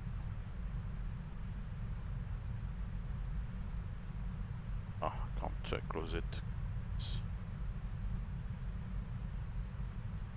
Toronto. TYTZ. Through midnight Zulu, expect clear skies with no significant clouds or weather expected. Winds to be out of the west to southwest, with occasional gusts up to 20 knots, becoming less after sunset. Great. That's CYZ, so Toronto International, same thing.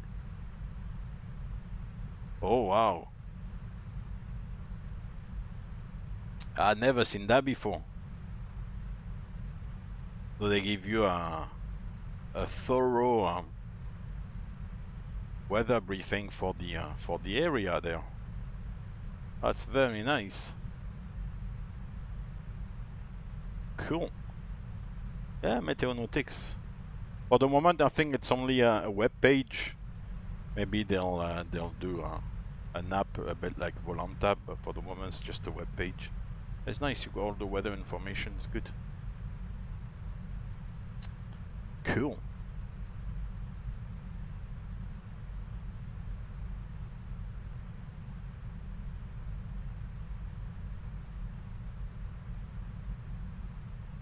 And that's Des Moines or Des Moines, or I don't know how you pronounce it. How you getting on, Simfan? Still at 410?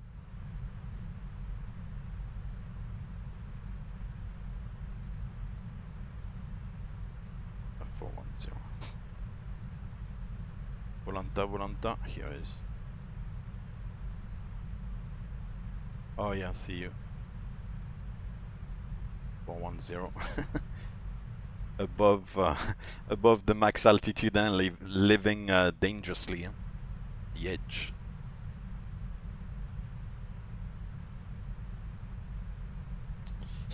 Yeah, I'm doing 516 at the moment. What's your speed?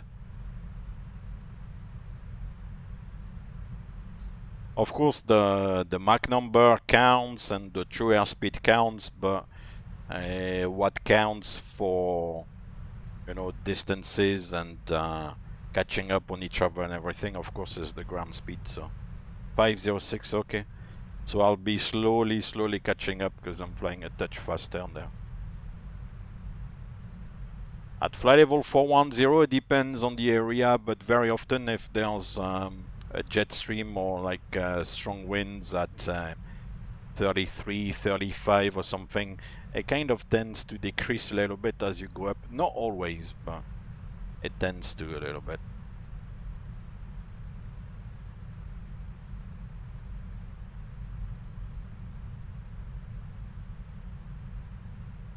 Yeah, I'd be curious to see how they or to hear how they pronounce this place, because it's definitely French. Des Moines. Des Moines. It's like monks. guy who goes, Amen. Nee, nee, nee, nee, nee.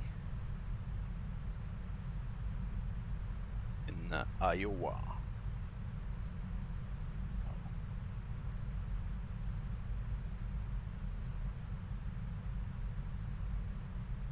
Cool, cool, cool, cool. Ah, no worries, Simfan. Just follow the normal speed. It doesn't it doesn't matter.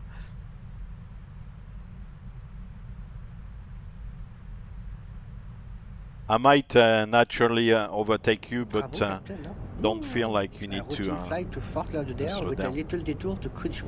M-Trunes, thank you very much for the follow. Smooth, Captain. Welcome to the channel. Very smooth. We hope to see you from time to time. It's not just a matter of following one time and then never seeing you again. Hope to see you from time to time. Of course, you're not gonna be here every single time, but if we can see you regularly, it would be nice. The French pilot, bonsoir, ça va? Tu viens de VATSIM, du VACC France, French VACC, ou peut-être d'ailleurs.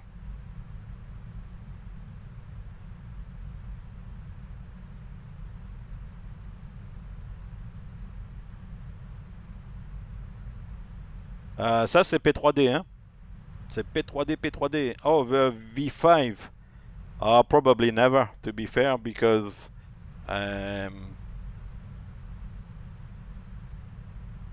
MSFS is slowly gonna take over, I think, in the next few months. As soon as the main add-ons are available on MSFS, I think MSFS will definitely take over.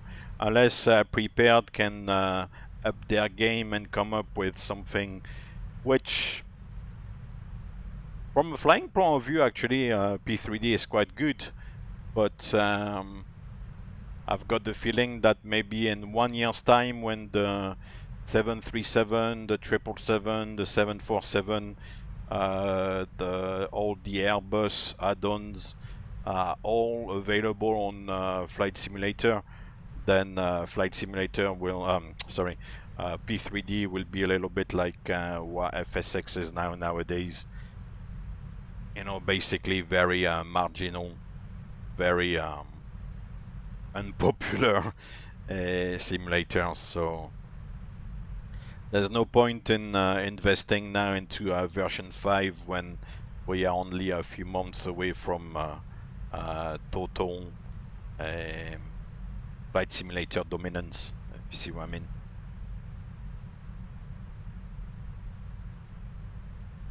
Of course, you've got a few add-ons, you know, which will still remain available on P3D and not on MSFS, but I think generally MSFS is gonna be the simulator of the future, and that's what people will fly on and will want to watch as well, hear and see and stuff like that.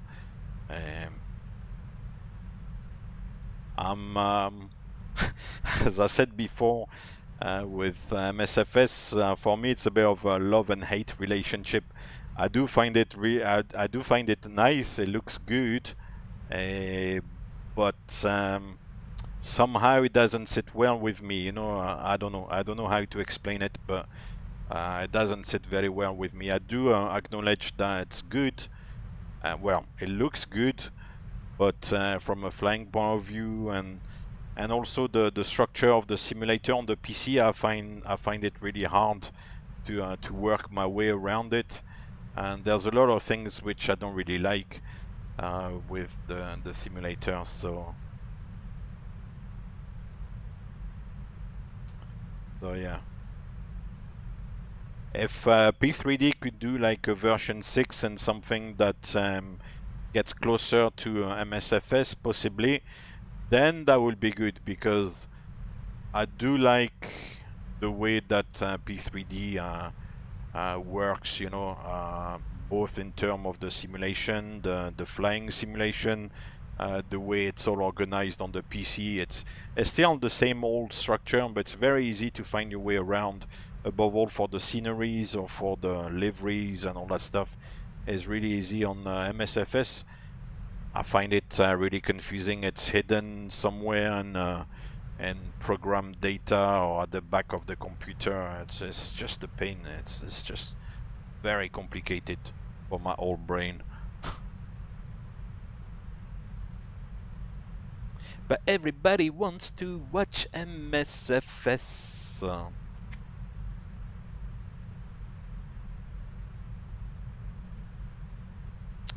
Oh, that's good news then. If they keep developing, then that will be good.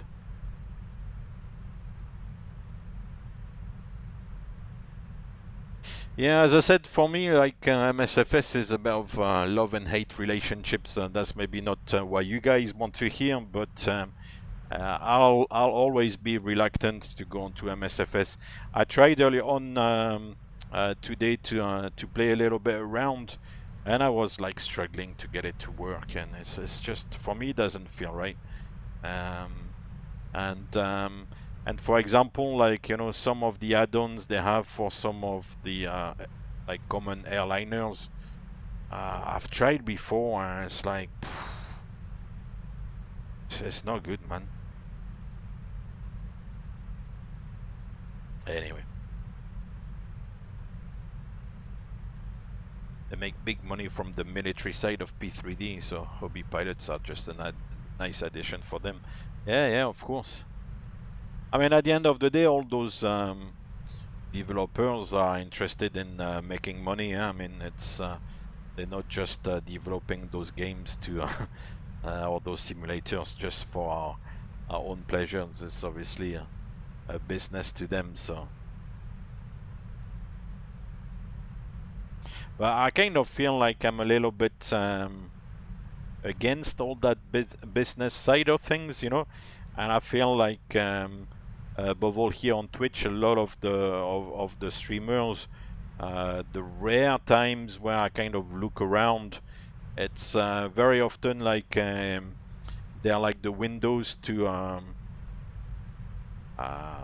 what's the word I'm looking for? To advertise for all these products. You know, they'll show you the first time like an aircraft add-on is released, they'll get like exclusivity to show it, you know. On streams, so you'll get like 1,000 people, like, you know, oh, we need to watch that, oh, it's great, oh yeah, PMDG has released a new aircraft, oh, let's go and watch it, you know, 1 week before it gets released. Then so-and-so releases like a scenery for London Heathrow, oh, let's go and watch that, you know, and all these guys are basically like advertising for all the developers, if you see what I mean. So I'm kind of against that a little bit, you know. I've always said that the simulation here for me is not so much about the way it looks or showing off some add-ons or whatever, some sceneries, but it's more about the flying, having a chat and stuff. Yeah, I'm kind of against all that business side of things, which might not please people as well, but I'm not here to advertise. I use whatever is available, but not everything, because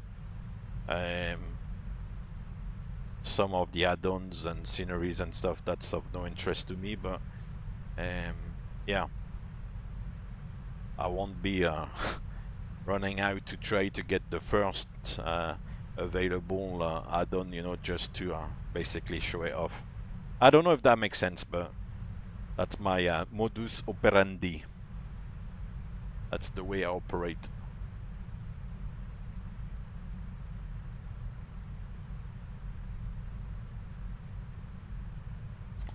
Yeah. Because at the end of the day, I find, and that's the thing I find a little bit paradoxical, is that you read around like forums and Discord servers and all that stuff. Some people would become, in a way, quite aggressive sometimes about the way that the simulation should be should be done, the way that you should fly these aircraft in the simulator, and they all you know, really push for realism and be very procedure driven and everything. And when you tell them, oh well, this is the way it works and stuff, they're not interested. So in their own way, in their own like little world, they aim for that realism, which is not realistic at all, if that makes sense.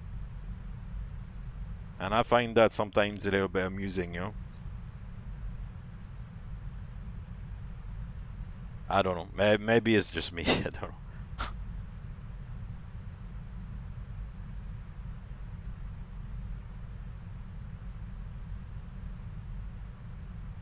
Anyway.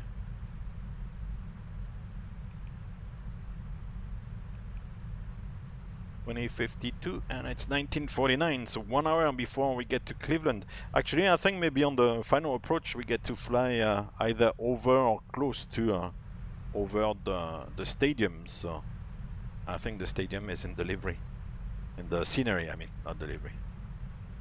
Getting tired now. Been a long day. But I don't think I'll be around tomorrow, and then I'm not sure next time I'll be around. So I wanted to do it this evening, because otherwise week 7 is gonna be tight.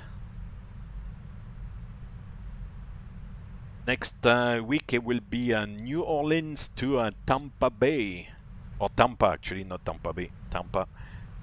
New Orleans to Tampa will be next week. I'm not sure when I'll do it. Maybe next Tuesday as well, or something like that. First time chat from Pilot Pineapple. That's a good username. Good evening, good afternoon. How are you doing?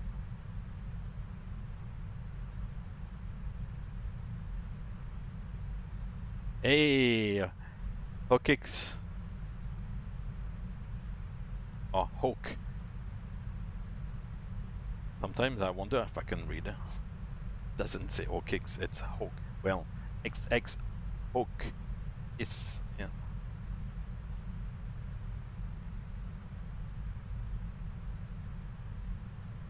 Hawk is fine. Yeah.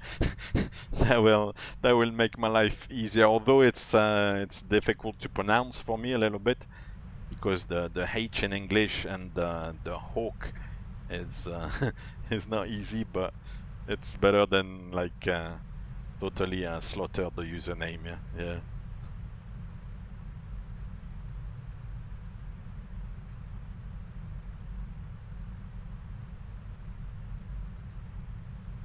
Yeah, man. Cleveland, here we come. That is actually on the window here. I'm just looking around. That is accurate. You've got those little labels on the windows there, and it does say like PPG, Papa Golf.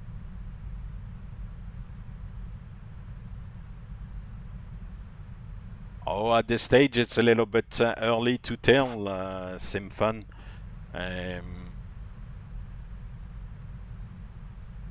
I would say, looking at what's going on so far, I would say that the Arizona Cardinals are looking good for the moment. They are like undefeated. The Green Bay Packers are not too bad as well. Maybe the LA Rams, maybe the Dallas Cowboys on the kind of NFC side. And then on the AFC side, it's always difficult to kind of work out, but maybe the Kansas City Chiefs are still okay. I think they'll work through their troubles a little bit.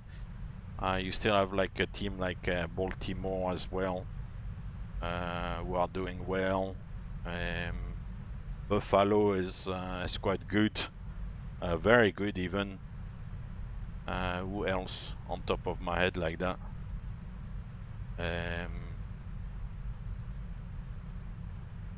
AFC, yeah, pretty much, yeah. So we'll see. But it's still early days because very often what happens is that the team that goes all the way kind of builds up momentum throughout the season. Sometimes they just make the playoff and then there's like a very successful run and stuff. So yeah. Yeah, Dolphins are not looking too great. I mean, they lost in the London game at the weekend. I saw at the very, very end on a field goal, so not very good. Lions are like, yeah. They're not the Dolphins. The Dolphins will be swimming, but the Lions are swimming into the into Lake Erie as well. Yeah, the Lions are really bad. Now, I think on the AFC side, like the Bills are doing good. The who else did I say? The Chiefs, I think, might be all right at some point. The Browns, I like the offense of the Browns. I have to say, we are actually going to Cleveland. I like the offense of the Browns. The defense, I think, is what kind of lets them down a little bit, but the offense is quite good. If they've got everybody, they're quite good, I think. Because you've got the Baker Mayfield is good. Who else? You got like Odell Beckham Jr. You've got Jarvis Landry. You've got that People Jones as well, who caught the Hail Mary on the last game there. That was amazing. The guy like threw like for 55 yards or something on the Hail Mary, and they catch it in the end zone. It's like, wow. So yeah, I like their offense, but the defense is letting them down a little bit because they're not so good, fortunately. So yeah. But on the other side, like Arizona is quite impressive, actually. They've got a very good group as well. So yeah, and New England is yeah, it's not the same team anymore. Even though it's the same coach and everything, but you know, they were wondering at the time, was it Bill Belichick or Tom Brady? I think it was more like Tom Brady really than Bill Belichick that was making the team, you know. But because it's all jolly good and like, you know, saying, oh yeah, it's the coach. Of course, if the team is not doing very well, then the coach will get but yeah, I think it was more like the player. And talking of Tom Brady, like Tampa Bay will probably do relatively well as well, because they've got a good team as well, and it's a balanced team. If mostly in the defense, if they can get some of the players back and still have the offense they have with Tom Brady and Mike Evans and what's the name of that guy? AB, Antonio Brown and stuff. It's high cylinders, huh? It's yeah. Anyway, as I said, I'm not like I'm not here to talk about the football so much. The whole theme of the NFL tour was to basically find a bit of inspiration for the flights every week. Do at least like one flight a week, and use one of the games of the week to basically take the visiting team to the home team, and like therefore like, you know, find a flight that way. So for this coming week, it's Denver to Cleveland, so to take the Denver Broncos to the Cleveland Browns again. Next week it's New Orleans to Tampa, so take the Saints to the Tampa Bay Buccaneers, and so on and so forth. It's just the theme basically. But well, some of you seem to know a little bit about, you know, what's going on and about the teams and the league in general and stuff, but this is like flight simulation, so flight simulation, NFL.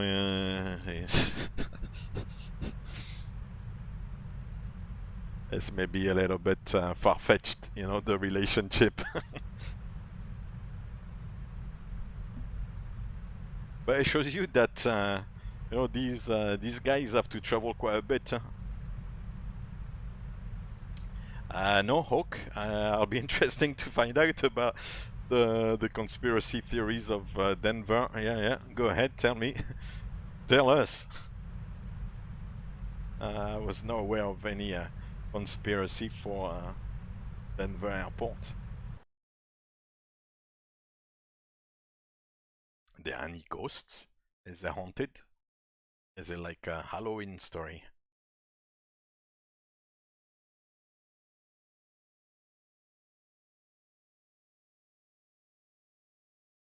Already all scared.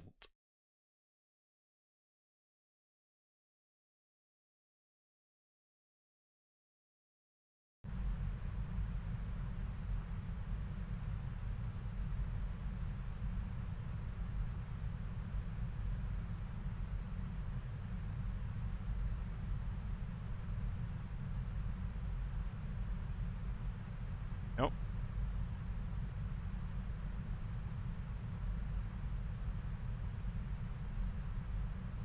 The terminal.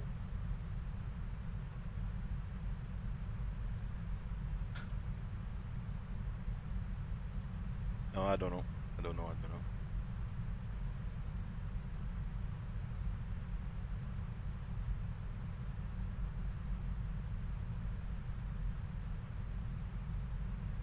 The mural art of the terminals freaks people out. Okay. They have a fearsome horse statue called Lucifer with glowing red eyes on the tarmac. There are claims of underground military base underneath the airport. Oh wow! That sounds interesting. I've never been, so I mean I can't. I've not seen any of that, but who knows? You know, there could be a military base underneath. You never know. Yeah? The world is full of surprises, and they let you know only a small fraction of what's going on out there. So, but Lucifer is freaky, that's for sure. Yeah, maybe the military base underneath is maybe a little bit far-fetched, but oh, the Chinese launched something else, man. So after COVID, they launched a missile now. Is they need to stop launching things, these people.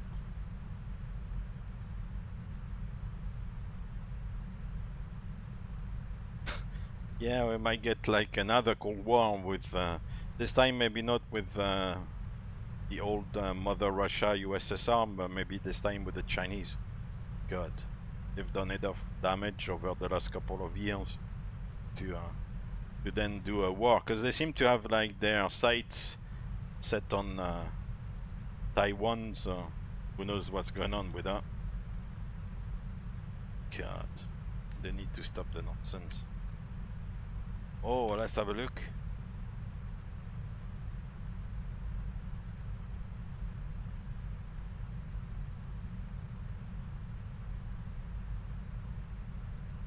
Oh wow. So they like the horses in Denver, because the football team is the Broncos, so it's like a horse. And then you've got the horse here with the red eyes. God. Does they have like did they make him like he can yeah, anyway.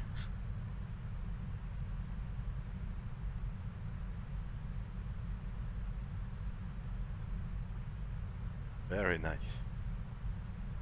So that's the horse statue there is at the airport, yeah? Right at the airport. God, they're gonna have to increase the minima because of the obstacle there. Sorry guys, there's no Cat 1 ILS available because there's a statue in the way, so minima are like 1,000 feet. Need to be visual by 1,000 feet, otherwise you cannot land. There you go. To all aircraft, NOTAM. due to a statue called Lucifer. No ILS Cat 1 minima available. First minima 1,000 feet. There you go.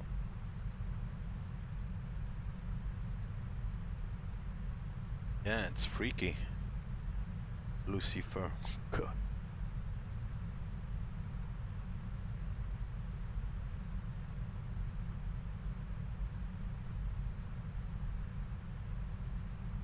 Oh, no way. No way, Hawk. The creator died when a part of the head fell on him before it was inaugurated. Oh, that sounds freaky. Oh, wow. That sounds really like a Halloween story. Yeah, I understand that would feed the conspiracy, or at least the kind of, you know, haunted and kind of supernatural side of things, yeah. I definitely see where that's coming from, man, because that sounds like really freaky. You know, we say, oh, the statue freaks people out, and it looks a little bit like, you know, evil and scary.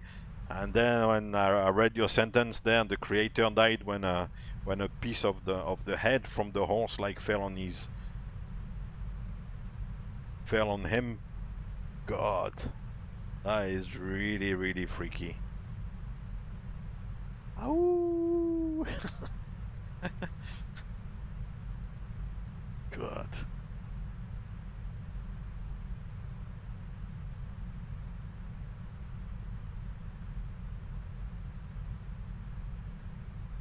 Yeah, it does. When you think about it, it sounds very suspicious. It's an alien horse. Well, it does look a little bit, you know. But what with the red eyes? The red eyes make it like...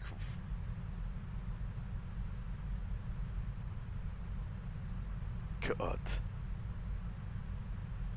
Oh. Subsonic, just catching the not the subsonic, the evening tail. Good evening. Yeah, we had a bit of Halloween story. It's a little bit early for Halloween, although where I am, like, some people have already put like decorations like outside in the street and stuff. They've got like some lights and decorations and stuff. So it's definitely you start to have a little bit of a feel for it. But we're still like about a little bit over a week away from Halloween, but we were having a bit of a Halloween kind of story there. Wow, with the Lucifer horse in Denver airport. They should have put it in the scenery. I didn't see it in the scenery. I don't know if there's a commercial scenery where you would get the horse like that. Maybe they don't want to design the horse in the flight simulation airport scenery, you know, just in case the computer like fell off there on the head or something. The developer would be like, I'm just finishing to design the horse, and then somehow like he's got something coming from a cupboard or something, bam, on his head, kaput. There you go. The computer explodes in his face. Yeah. That's a good one. Yeah, the computer like overheats and poof, and blows up in his face. Yeah. And there you go. That'll serve you to try to create me for a simulation.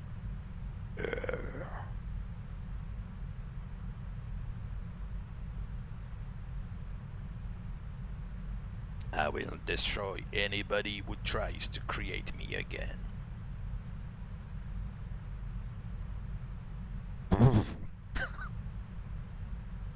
Scary, scary.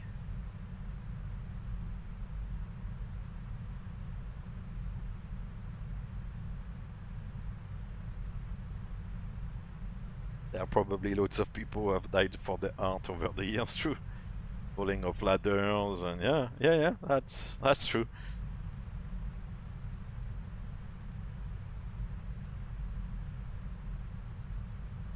But the story of the part of the head that fell on the guy, I don't know if he was like, you know, nearby, maybe on the site where the horse is sitting at the airport, be kind of looking around and stuff, and then the thing fell on his head and, well, fell on him and killed him. It's kind of like a little bit freaky, I have to say.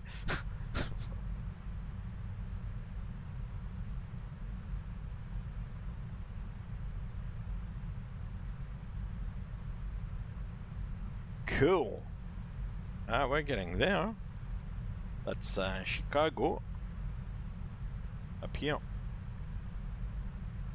80 miles away. Chicago. So we are currently about 40 minutes away. So we'll have a look at the arrival. I don't think there's anything too fancy, but we'll have a look. So take it out of the way, and so that there's no rush as well. So the first thing is take the weather here. See what it shows us.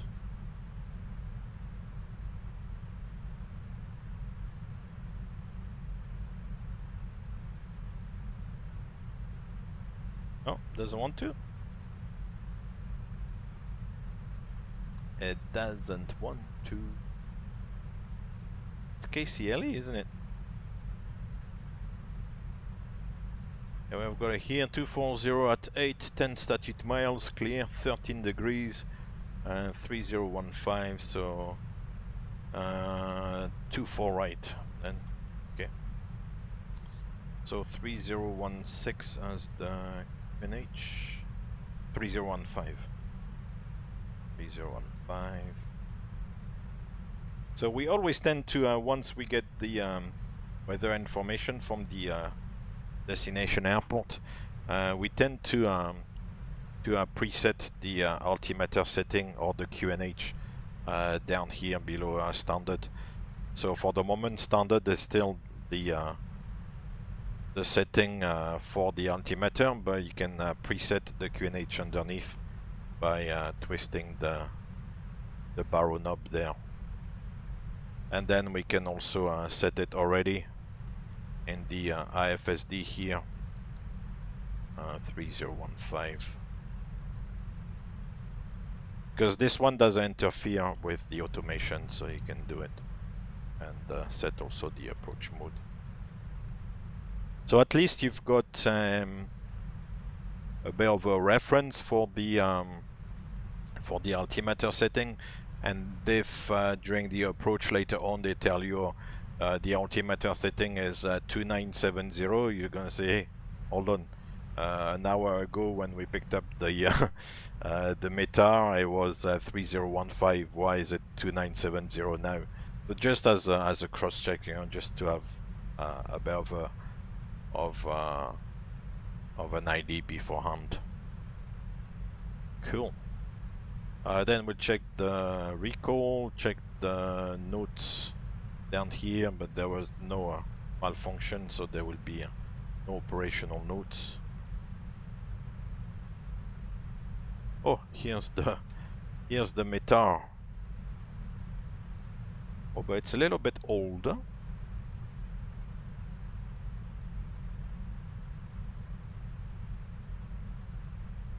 I know.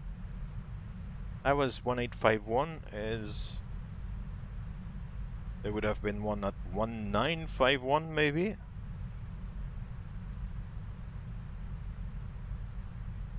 Oh no, the information I have here is 1351. Why is it so old? Oh. Oh yeah, so maybe 3009 then. Yeah, because that's a little bit more recent. You see, I always need to check. I mean, of course, nobody's gonna die. That's not really the end of the world, but anyway. Right, so that's all done. Let's look at the arrival on the chart. As I said, I finally took the plunge and got those amazing Gibson charts. Where are we? Which is nice, actually, I have to admit. Once I kind of find my way around it, it will be nice to have. And instead of using what I usually use, that's something different. So that's good. And it's a nice little application where you can kind of run, you know, through the charts, the airports, everything. So that's good. So the arrival is the Browns. There you go. Talking about got the Browns arrival. Okay. So here we are, Brown. So we look in the FMC. ILS 24 right. As the Browns 4. And the last waypoint was Benjo. Benjo. Dun, dun, dun, dun, dun, dun, dun, dun. Yeah. So Benjo, that's correct. So we'll select Benjo. Okay. And further down, Aussie transition. No. So we'll see for the transition here. For the moment, I'll just execute that like this. So yeah, it's all gonna link, which is good. So from Benjo, as you can see, we've got Cleveland, Hopkins International, Cleveland, Ohio, Arnav Star, effective 22nd of April. The chart is dated 16th of April 21. There's a D80s and also a frequency 80s. Airport elevation seismographic. Transition level, flight level 180. Altimeter setting in inches. Radar required RNAV 1, DME, DME, or DME IRU, or GPS. Expect runway assignment from Cleveland approach no later than 10 minutes from Browns. Okay, Browns is here. Anyway, from Benjo, we're gonna proceed to Couch, which is here. That's good. Benjo Couch. Then to Fry, and Fry should be at 280 and flight level 240. So that's correct. It's all in there. After Fry, we go to McCoy. Commander McCoy. 210 is set, and 280 knots. Then to Whedon. Whedon is 280, flight level 190 or above. That's here. Then to RD Zone 17,000. We have. Then to Winds. Golick and Browns. So I got Golick and then Browns 280 knots still, and below 14,000, so 14,000 B, and above 11,000, 11,000 A. So we have this as well. That's good. This is very good. I like that. Happy days. After Browns, so is there a sequence there? Benjo Couch, Fry McCoy, Whedon Art Zone, oh, Red Zone. So McCoy, Whedon, Red Zone, Winds, Golick, Browns. No, doesn't really make sense. Some of those RNAV arrivals, they've got like a sequence that kind of is almost like a sentence, but this one doesn't really look like it. Sometimes it does, but not this one. Anyway, from Browns, then we go to Turkey or Tricky there, 7,000. So got Tricky 7,000. Then to Cube. Where's Cube? and we hope you enjoy the rest of your flight. Oh, here he is. By the way, here. is there anyone on board who knows how to fly a plane? Oh, there's something not quite right here. Hey, Oslo controller. Good evening. Thank you very much for the follow. Yeah, I cannot hide the accent. Captain RQ. Indeed, indeed. There's something not quite right here. I'm confused.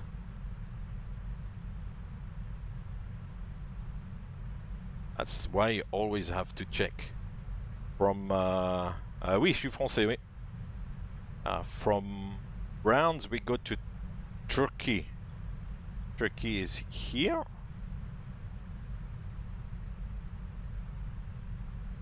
$7,000.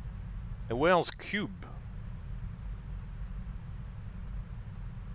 I don't see Cube.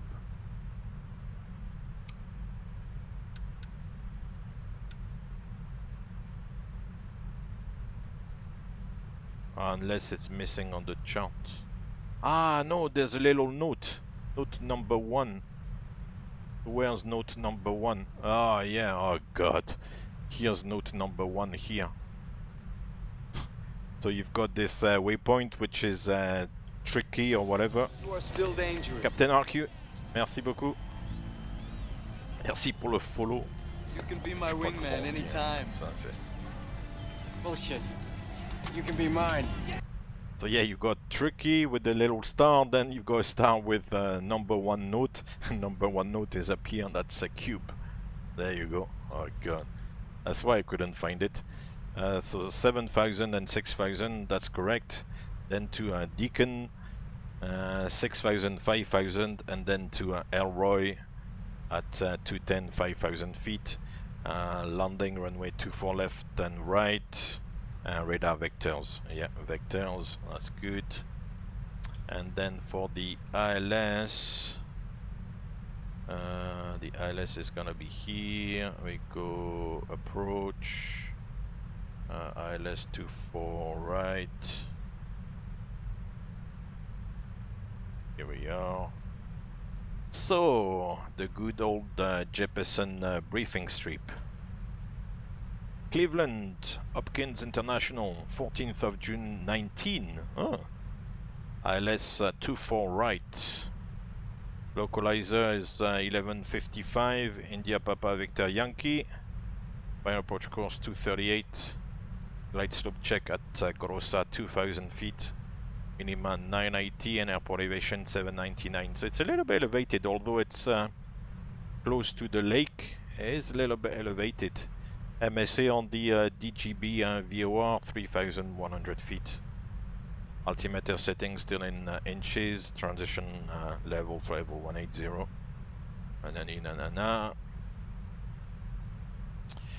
So there's actually a transition from Elroy. So we could do the transition from Elroy.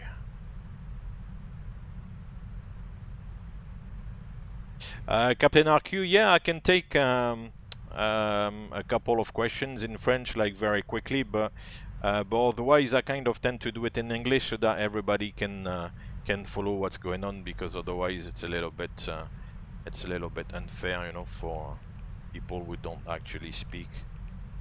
I don't want to ostracize people. So ILS 24 and the Elroy, yeah, let's do that transition. Good.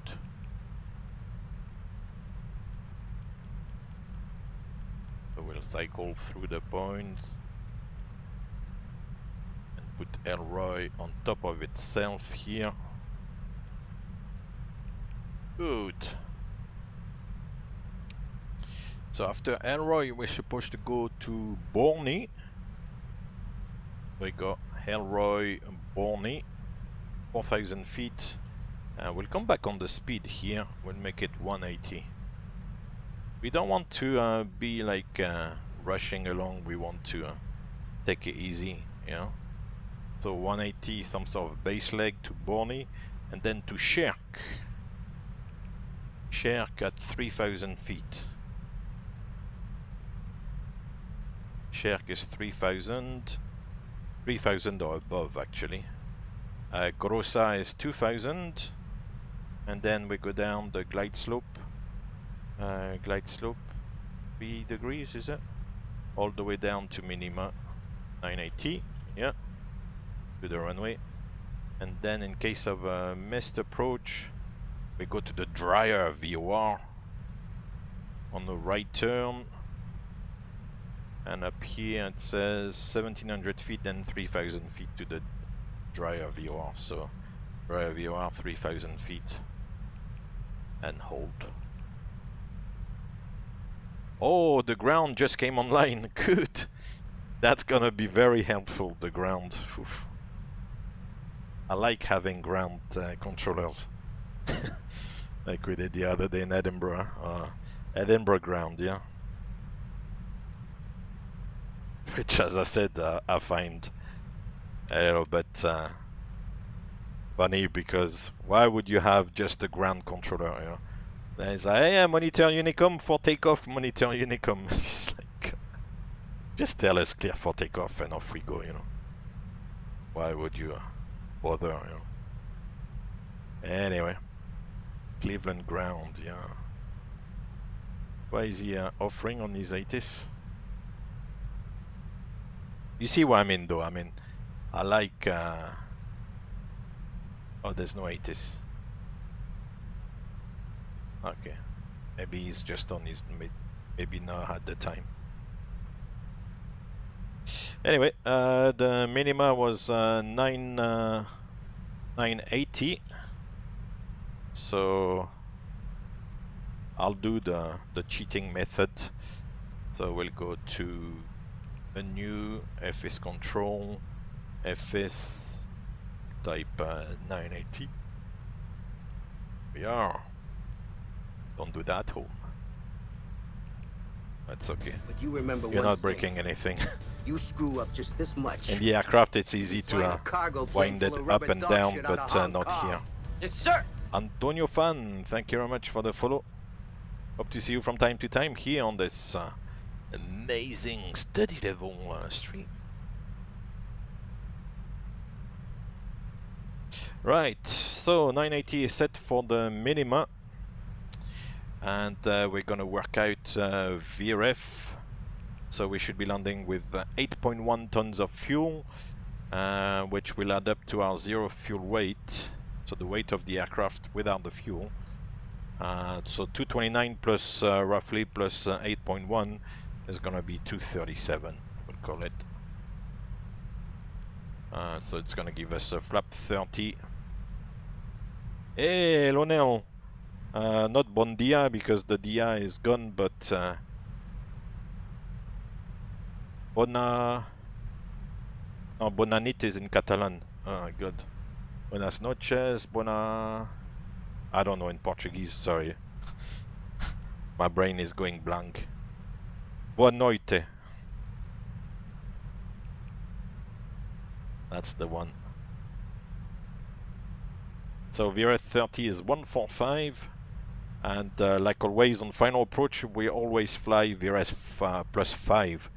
So we'll fly actually 150, so that when you flare, cut the thrust and round up and touch down, basically the speed will bleed off to the actual VRF. That's the theory, at least. How does the airport look?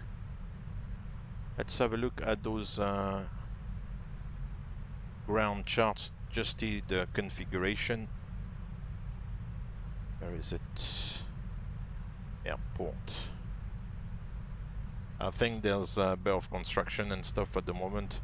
Runway 24 right, we can probably vacate Papa there and then come back via Lima and yeah, see how it works out. The scenery I have, I'm not sure if actually is very accurate or not, but we'll see. And that's why we should have in the EFB as well, which is a reflection of what I have in the simulator. So land on 24 right here. Yeah, vacate Papa, Lima, at least it's the same denomination. maybe Alpha, and I think I've got the gate as Charlie 15. So maybe come down Juliet and here. I'm not really sure.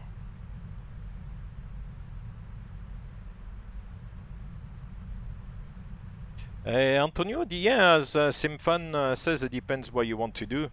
I would say to start something like the 737 is good, but then it depends what sort of flying you want to do. Mind you, even with the 777, you can do short flights as well. Huh? You're not condemned to do long flights all the time. Because with this, I sometimes do like 45-minute flights. So I think the left is NOTAM'd closed at the moment. Let's see if this guy has updated. Oh, he's not updated anything. Yeah, I found somewhere some information saying it was closed. So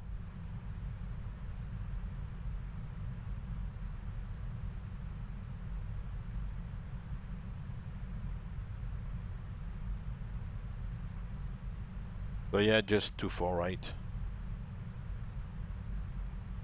I think, as I said, we're gonna fly right above kind of downtown Cleveland, and by the lake shore there's quite a few bits and pieces, and the stadium is there, and most of downtown Cleveland, so it should be nice. I think we'll try to have a look outside if we can, not get too distracted. But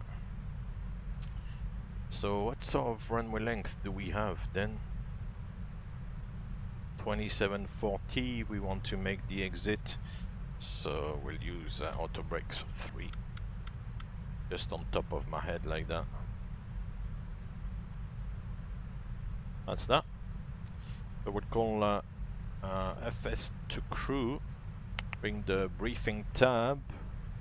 We're gonna follow the arrival ILS Cat 1 to 980 feet. Like this, flap 30, dry, level 3 for the auto brake. APU yes, ASDEX, that's the transponder. We'll keep it on.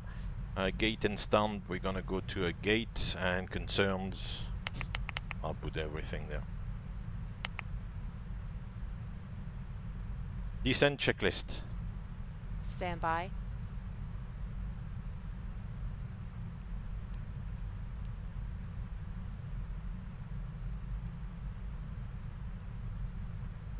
Descent checklist. Recall. Checked. Notes. Checked. Auto brake level 3. Landing data. VRF is 145, minimums 980 feet. Set and checked. VREF 145, minimums 980 feet. Approach briefing. Completed. Descent checklist complete. Ladies and gentlemen, we are just about to start our descent into Cleveland. Temperature 13, no, not 13 degrees. What was it? What was the temperature? 22 degrees. God, they must be sweating.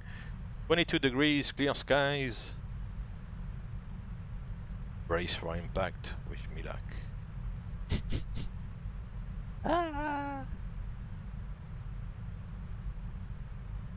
The landing rate competition should be opening soon. FMC message, reset MCP altitude. Ay ay ay. Let's go. Let's go down. By level 240 initially. Can we predict they should be ready soon, I think. It is open. I'm not sure if it... I'm trying to read through. It's weird, it's not sending the message anymore, but it is active. So you can predict away. That's weird, I've missed the message.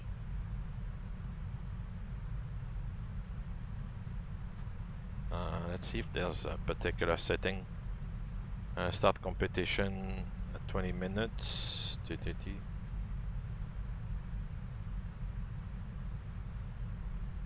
20 minutes from landing, yeah.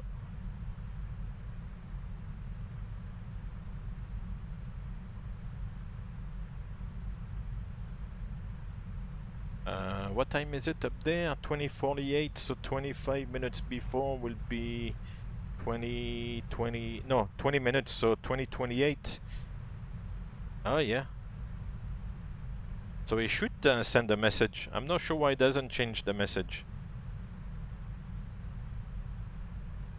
I should say the competition is now open.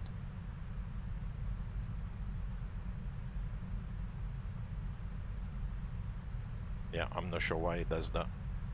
But yeah, it is open. Alright, so we set 240, which is the first level restriction on the star at Fry. We're actually on the star already. Because the star was starting at Benjo or whatever it was. Yeah, for some reason I can't see the message. So I'll have to double check that. But it's definitely open. It used to send a message, but for some reason it doesn't seem to do it anymore.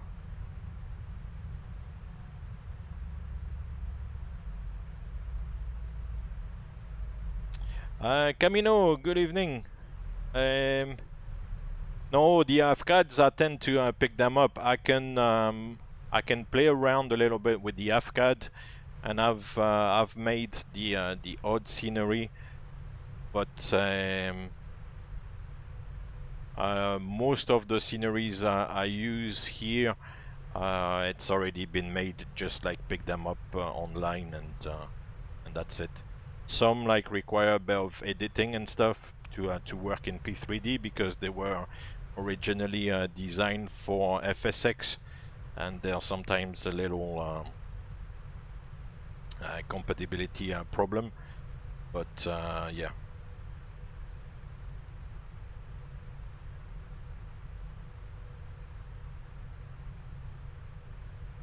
It's not too complicated, but it takes a little bit of time to run through all these things for the AFCAD.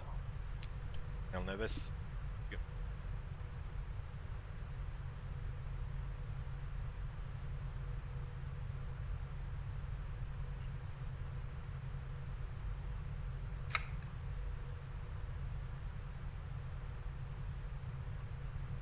Seatbelt sign on.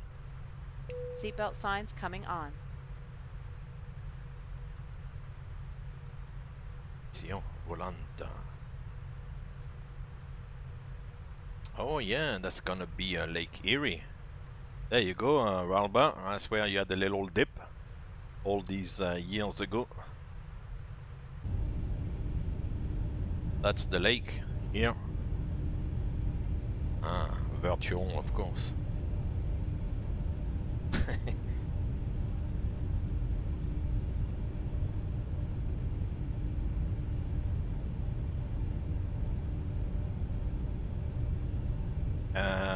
Camino, if you're interested in the AFCAD and stuff, I have a video on the YouTube channel explaining a little bit. It's just like an introduction. It's not really going into all the details, but more like an introduction on how to edit or like create scenery for the simulator for like FSX or P3D. If you search on the YouTube channel, you'll find like a video. So that's the link of the YouTube channel, and then within the channel, search for how to create or edit like scenery.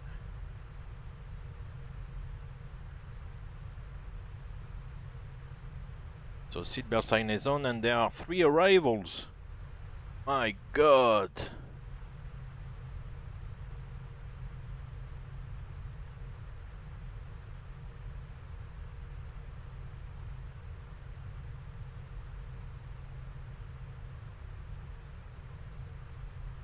There you go.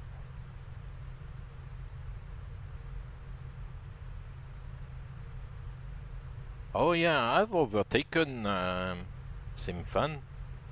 I hope you didn't slow down too much, because I mean, it didn't really. Oh, this guy, the FedEx, is coming from Cleveland. 747-800. Oh, FedEx. Good.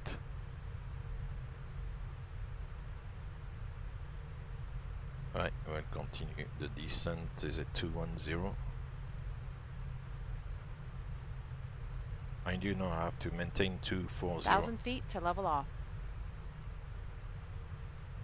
Ah, yeah, but it's gonna reduce the speed. That's why it's aiming for 240 before, right? Because it's gonna reduce the speed to 280 knots, so it's gonna almost level off. That's it, 280. Cleveland traffic. United 405 on the Browns for arrival. Estimating landing 24 right at 2058. I don't know if he's gonna hear me from the other side, because I think Unicom VHF range on VATSIM is relatively small.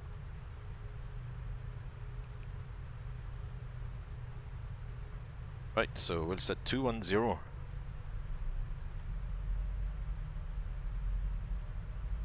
Getting a little bit fidgety for some reason, but beautiful Lake Erie there.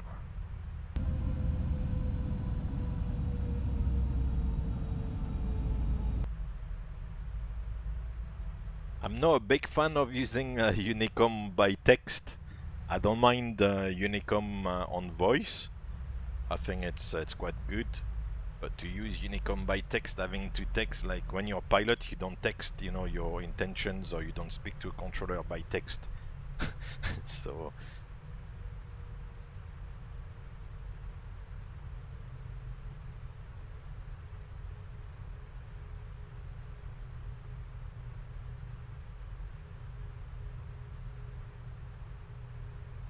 it's a 210 and 280 knots. Good.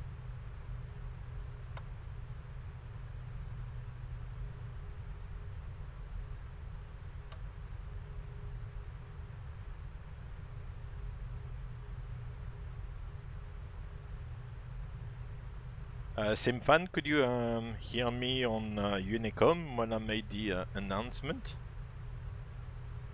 I think you're not very far behind. 1,000 feet to level off. Ah, okay. So yeah, the range is not very big. I think it's relatively limited. I'm not sure why it is, but maybe it's 20 miles or something like that, because looking at you on Volanta there, you don't look like you're very far behind.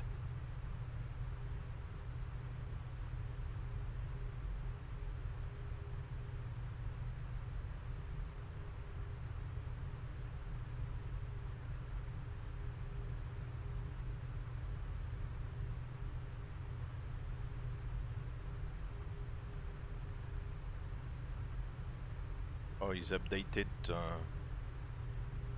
ATIS, and he says runway 24 right in use, yeah, and 24 left is closed.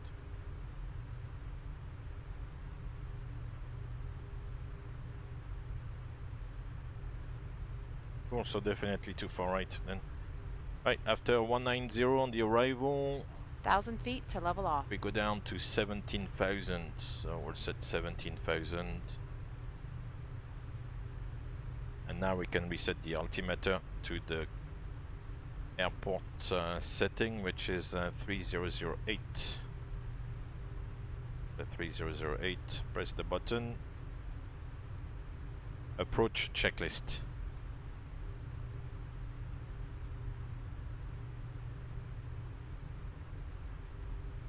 Approach checklist. Altimeters. 3008. Set. Set and checked. Set and checked. Set. Approach checklist complete. Grazie mille. Alright. So far so good. After red zone to winds to Golic and then to browns.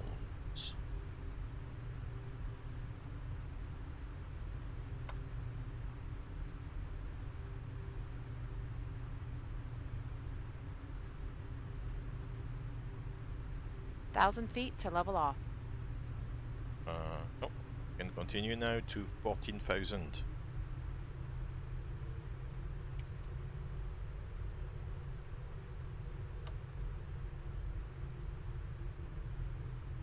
For some reason it's a little bit sluggish on the PC. I don't know what's going on. I usually don't have it sluggish like that. Not really sure if it's because of VATSIM, it's slowing down, the servers are playing again. Oh no, Simfan, you don't need to configure too early. Beautiful lake actually.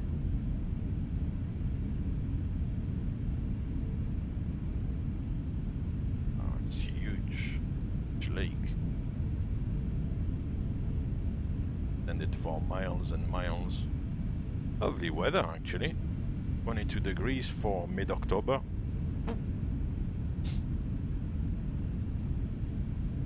Even in France, my parents told me it was not like 22 degrees anymore, so... God.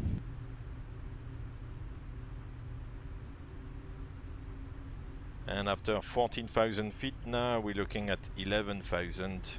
So you see, I don't really refer to the charts anymore, because I checked that the charts and the FMC matched. So now that I know that the FMC is correct, I can only refer to the FMC. I don't need to look at the charts anymore. 1,000 feet to level off. We'll set 11,000 now.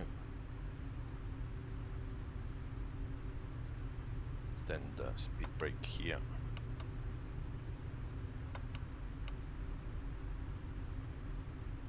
Poquito manually like this.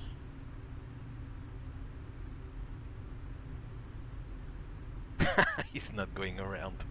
Yeah, fair enough, man. Fair enough.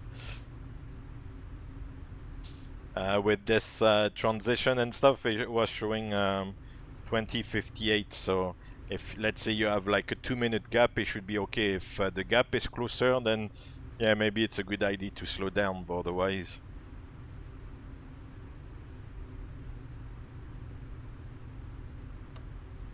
That's it. Back to the path. Enough path. It's gonna say check. Enough path. Check. Check. Checkity check.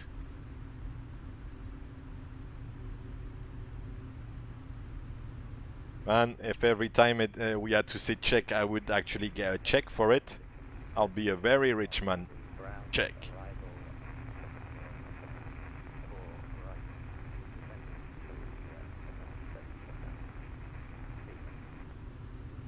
Yeah, if that was you, Simfan, you were very faint for me as well. So the range is not that great. It's quite a reduced range on Unicom.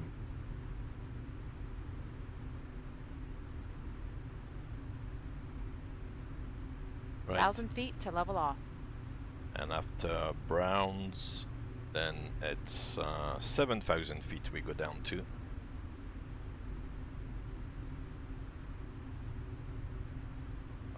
Beautiful lake. Beautiful lake.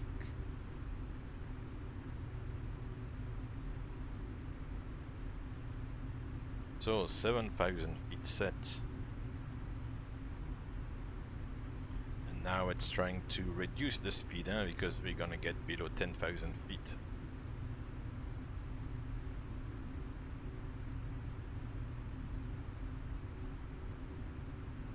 There we are.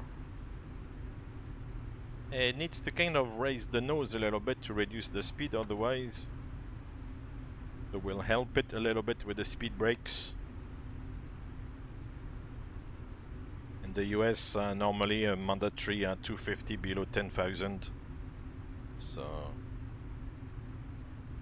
Here we'll go back to 240 actually, it's good.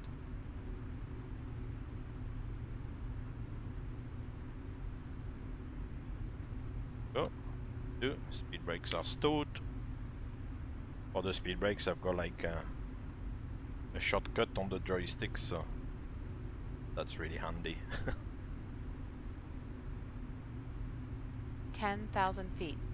The ILS was India Papa Victor Yankee, is that correct? Cabin crew, prepare for landing. Prepare for landing. 10 minutes to landing. India Papa Victor Yankee, yeah, beautiful.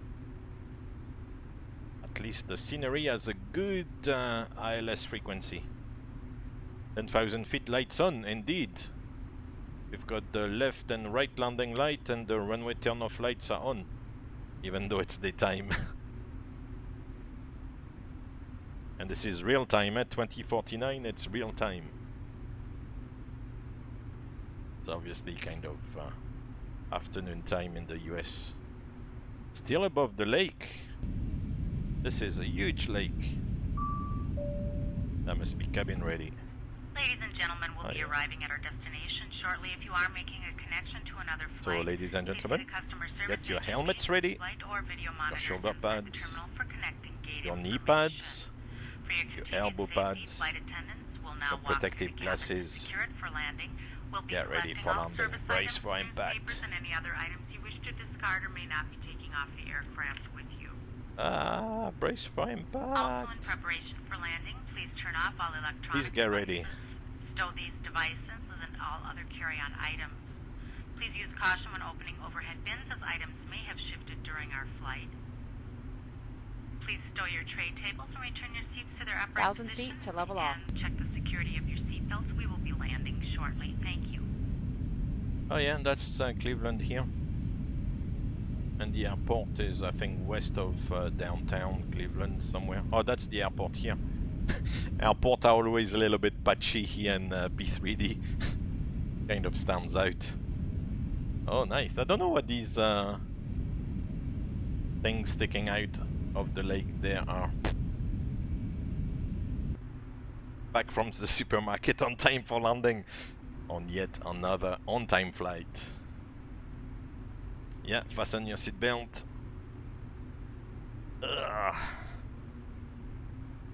Stow the tray table. No, let's get descending.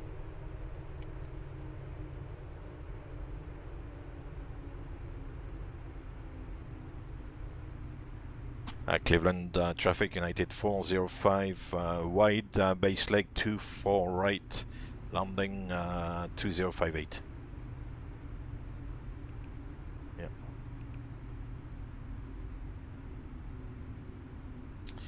After 6 we go down to 5.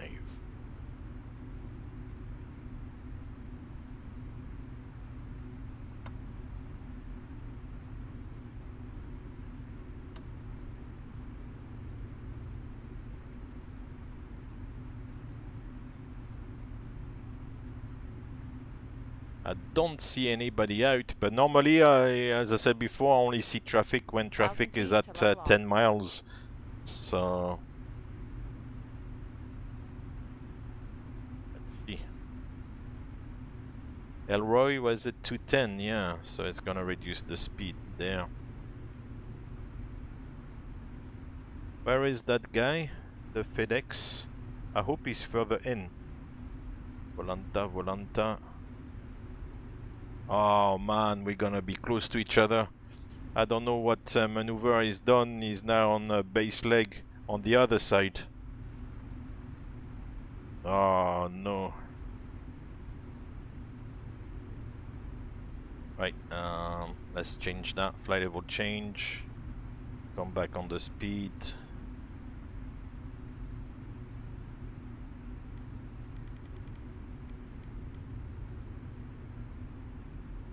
There's a little airport there. I think that's the stadium. Jeez, the PC is struggling for some reason today. This flight. Flaps 1. Speed check, flaps 1. We'll go to 4.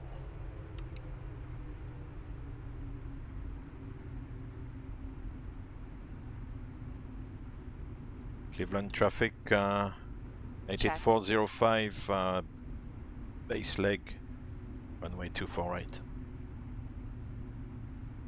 Flaps 5. Speed check, flaps 5. We'll go down to 3.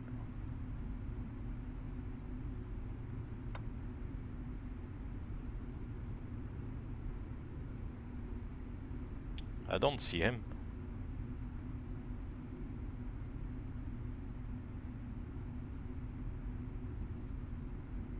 Oh, don't know where he is.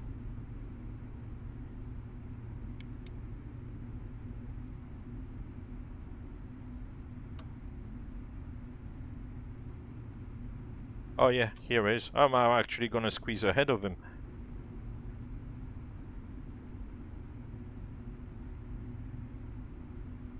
Oh, it's gonna work out nicely. 1,000 feet to level off.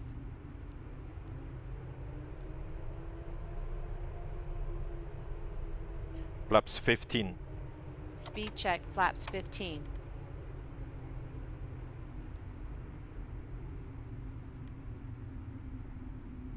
Gear down.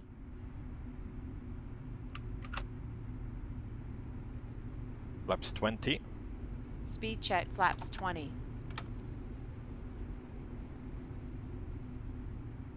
Oh, come on, what is it doing? Checked.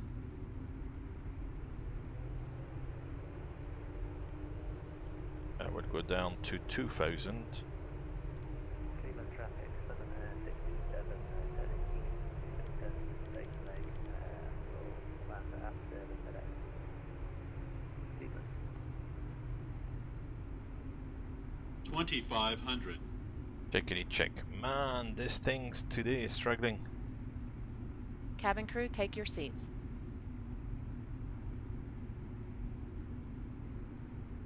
Flaps 25. Speed check, flaps 25.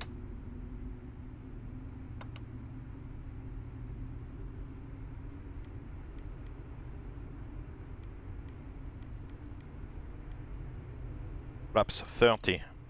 Speed check, flaps 30.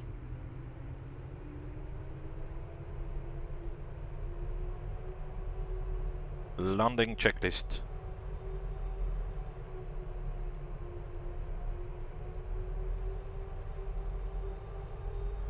Landing checklist. Landing checklist complete. Checklist complete. Right, let's disconnect this bad boy.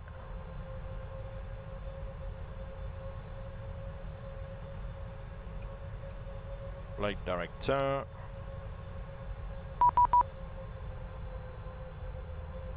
Cleveland Tower, oh, just now, oh god. 1245, oh, that's gonna make me mess it up. 1,000 feet. Approach stable. Here we are, where are we? Still good. Cleveland Tower, good afternoon, United 405, runway 24 at, right at 2 miles. 405 heavy, Cleveland Tower, wind 250 out, 11, runway 24 right, you are clear line. Clear to land, 24 right, United 405. Approaching 24 right. And since the approach was busy, I didn't look at the stadium. Cleveland Tower, 767 heavy, we're vectoring on heading 070 to avoid traffic. 500. Checkity check. Heavy, roger, call me on to final runway 24. This guy is quiet. Or the volume. There's something wrong. There's something weird going on. Your microphone is very quiet. Yeah, it's very quiet. Roger. Roger. Approaching minimums. In Canada, they like to say Roger. Roger. Talk to Gander or something. Minimum. Say, right, Roger. Landing. Oh man. 50, 40, 30, 20, 10.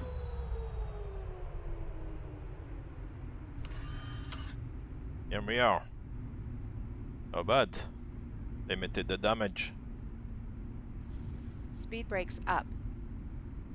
And no reversers. The reversers are on strike. Come on. No. Reversers are on strike. We do idle reverse. Not even idle reverse. 200 meters remaining. 60 knots. And you're braking. That's Papa. Cool. I don't know what's happened with the reversers. They didn't deploy. Reversers in up. Right, let's have a look at the EFP now. Hopefully the brakes are not gonna be too toasty, but it was not a big braking effort. Fingers crossed.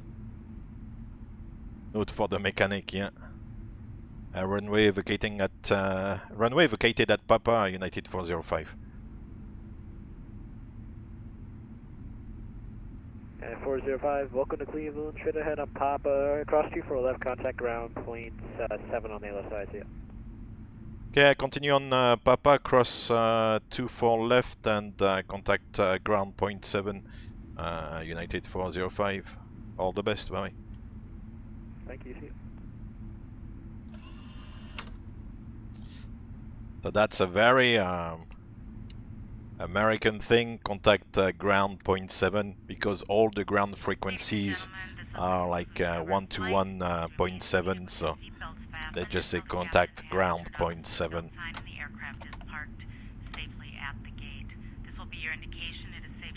More miles, nice.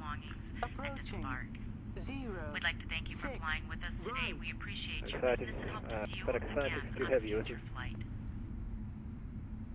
There's something going on. Definitely. I'm sorry, repeat. Preferably, I'd like it at the departure end of the runway.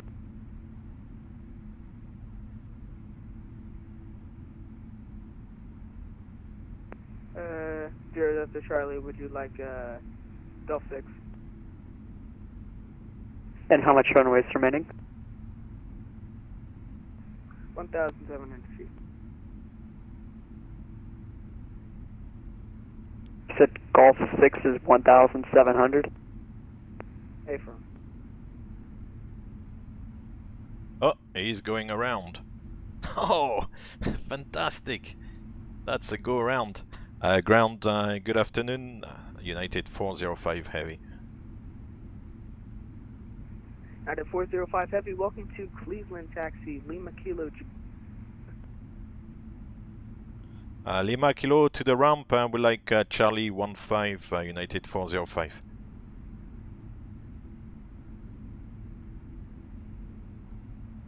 November 350 Delta Charlie, contact tower 124.5. 124.5, love you, bye. Love you, bye. Love you, love. We are. Is this guy sitting on his tail there? Terrible taxi there. He looks like he's.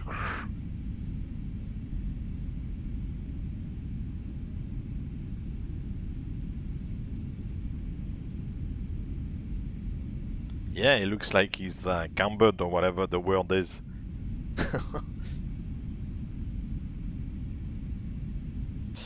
So he gave us Lima Kilo.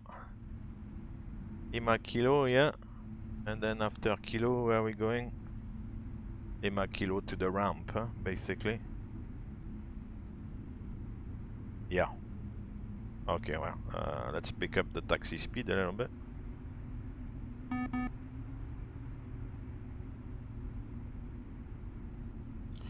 Oh, that's weird.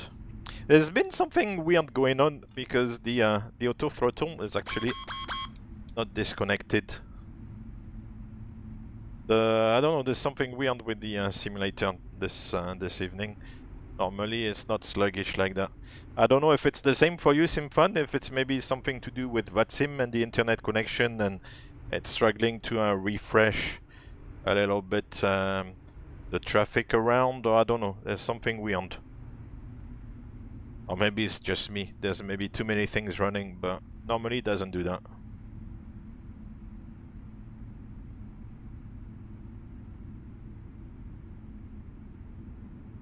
I don't know why the 7-4 went around. I'm really not sure.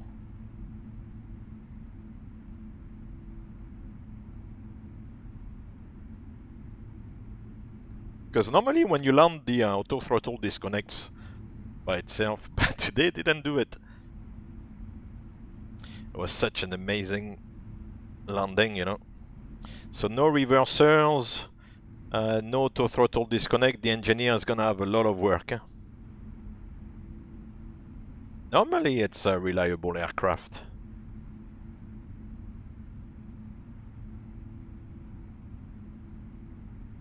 Uh, 64 GB OC overclock, you mean by OC?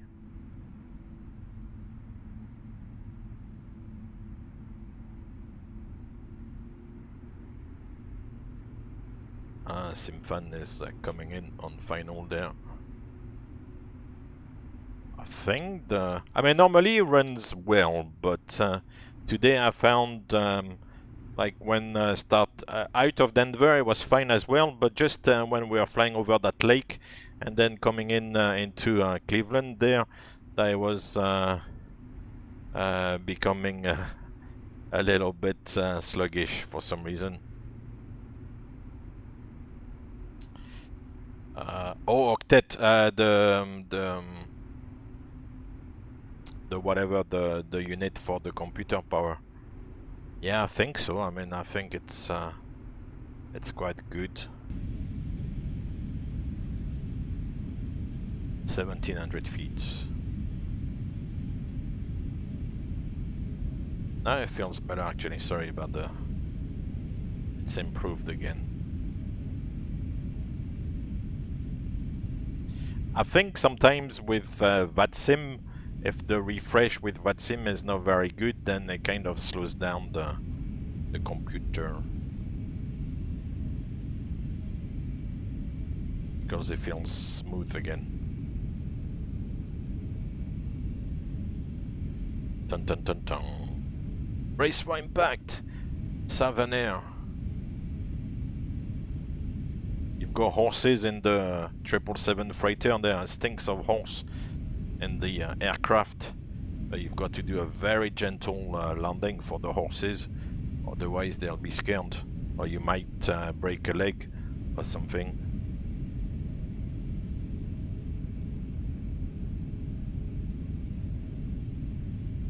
Oop. Very nice, textbook. And here's the 747 over there. I know that's a regional jet. Savanair. Yeah, the that was Kilo, no? Here. Where am I? The refresh is a little bit affected, I think, today. There's been a few issues with the networks recently, so.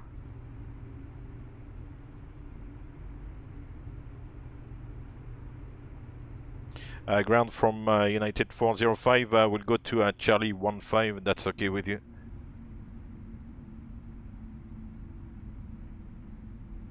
405, repeat. Yeah, we'll go to gate Charlie 15. That's okay with you, United 405. United 405, yep, that's okay. Any parking spot you want. Roger, thanks.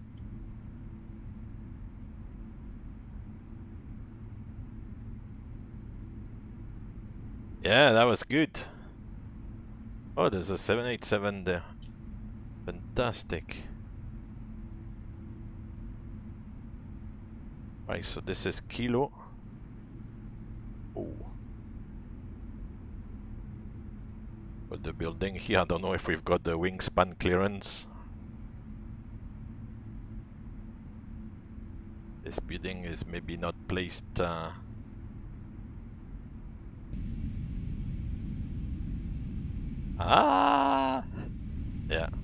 yeah, that wouldn't that's not gonna work. Note to the engineer, repaired the wing. It's okay, I don't have like crash enabled, so we've not seen anything. 1457 looking to get IFR to Pittsburgh with information Kilo. Delta 1457, Cleveland ground clearance from Cessna by 1. Uh-oh. Note to the engineer, fix the right wing.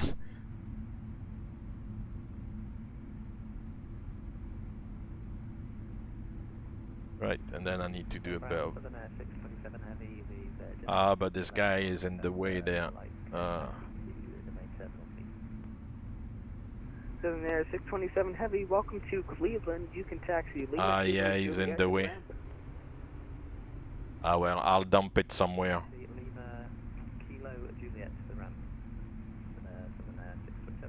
Because the 787 there is in the way. Right. Delta 1457 Heavy, I have your clearance of I-30 copy.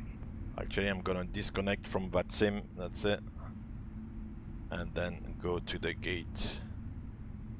Add planned. Charlie 15.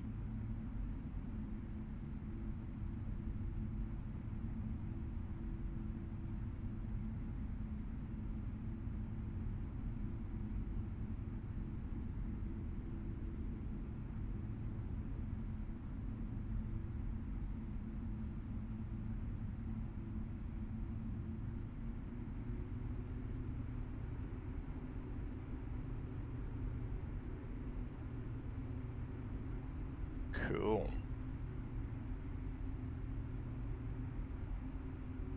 Otherwise, is it... oh no, which is good.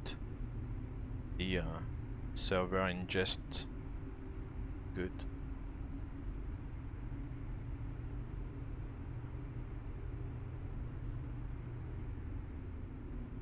Right, and we go in the corner there with the guidance system. Careful. Charlie 15, here we go.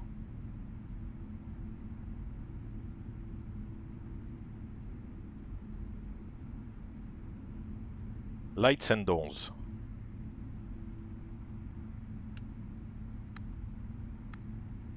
Cabin crew disarm doors and cross-check.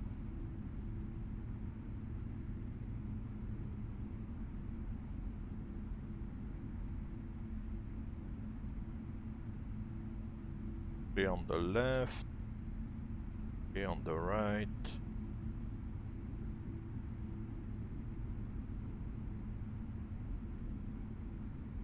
Yeah, it's always a little bit funky. Slow down. No, don't stop totally. Just slow down. Ah.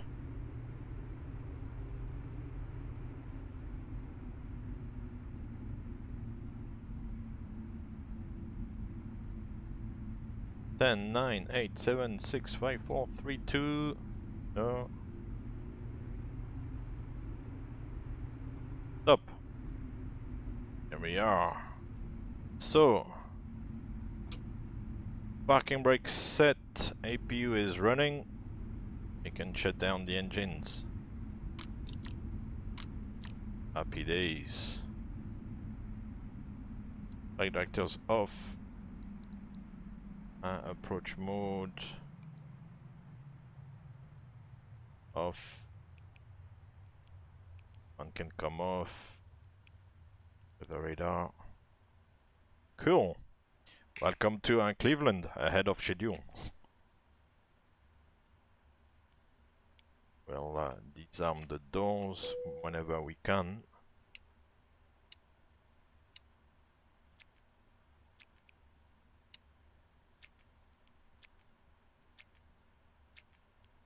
Here we go.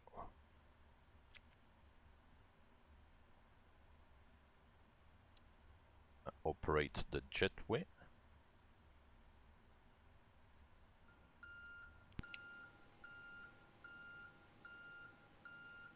And we'll try to wait until the jetway is in place to actually open the door. That'll be a good idea. So that nobody falls down.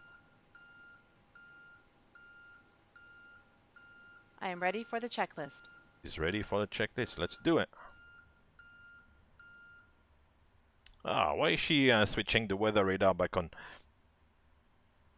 Shut down checklist.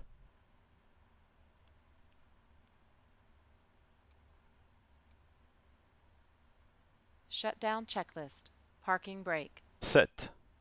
Shutdown checklist complete. Beautiful. That's it. We'll disembark our lovely passengers. Where are we? Boarding. Jeez. Debark 40 people. There you go. The cargo doors are opening. The front door actually I need to open. I don't think it's done automatically.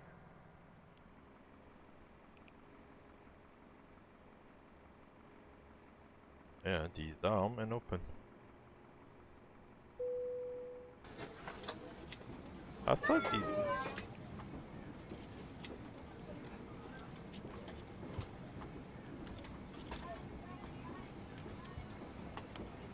Cool. That's it. Volanta is registered. Second person to arrive today. Beautiful. Here's Cleveland. So thank you very much, guys. I hope you enjoyed the flight. I'll stick around like always for any last minute questions and stuff. Let's see actually if we can see downtown. I'll try. That's a little bit far.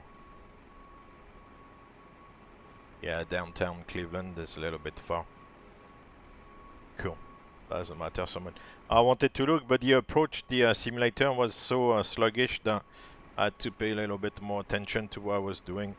Otherwise, I wanted to have a look around, but hey, you have to fly. Use the GPU.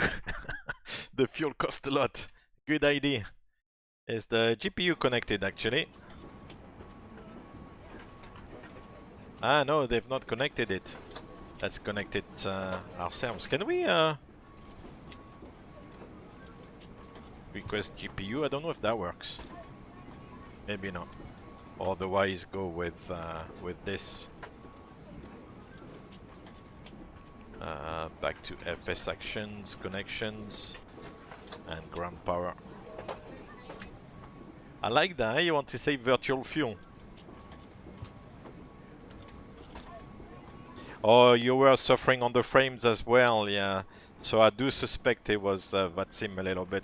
And then it kind of sets the, you know, a very sluggish PC. Because like recently, for me, it's been okay. So here's the ground power. But now the PC still feels sluggish, which is weird. So, you know. That's it. Company man, tick the box. GPU.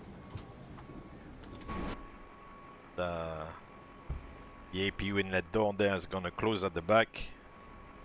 That little thing.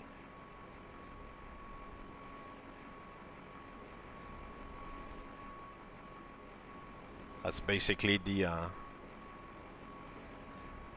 air intake for the APU. We've switched off and the APU. The APU is off. Yeah. So the door should close once it's cooled down a little bit. The door will close.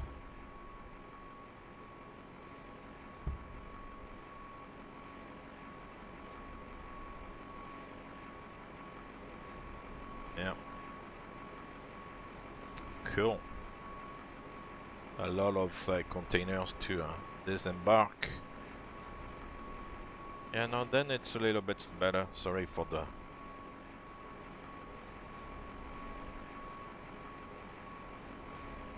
I don't know, I can't remember how long it stays open. That's not really something we care about too much, to be fair, but... Right, and the aircraft is gonna stay overnight, so...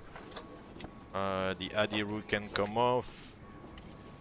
The emergency lights, yeah, they can come off as well. And the APU is off, so we can switch off the packs. And if we do the secure checklist, then ADIRU emergency lights are ticked off already, and the packs off. That's the secure checklist complete. Oh, you got the Sim fan, you got the landing rate again. Amazing. You're becoming the specialist, huh? The maestro is not here, so yeah, gonna take away his crown.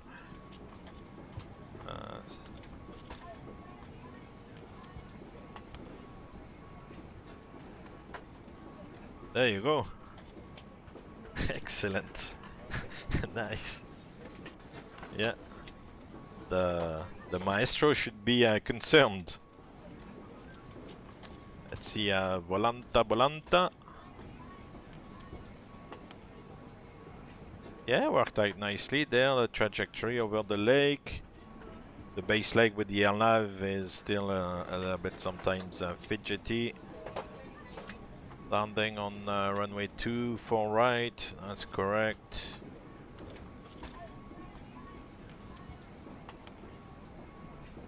Yeah, so the scenery was not up to scratch. Because Papa was a little bit off there. Oops. And Kilo was a little bit off. And this was all a bit off, yeah. Okay. Oops. All the statistics, beautiful.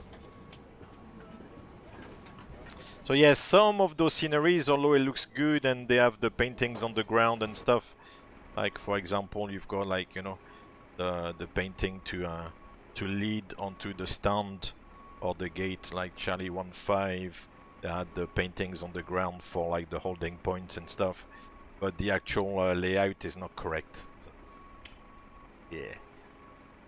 What to do, huh? That's the way it is.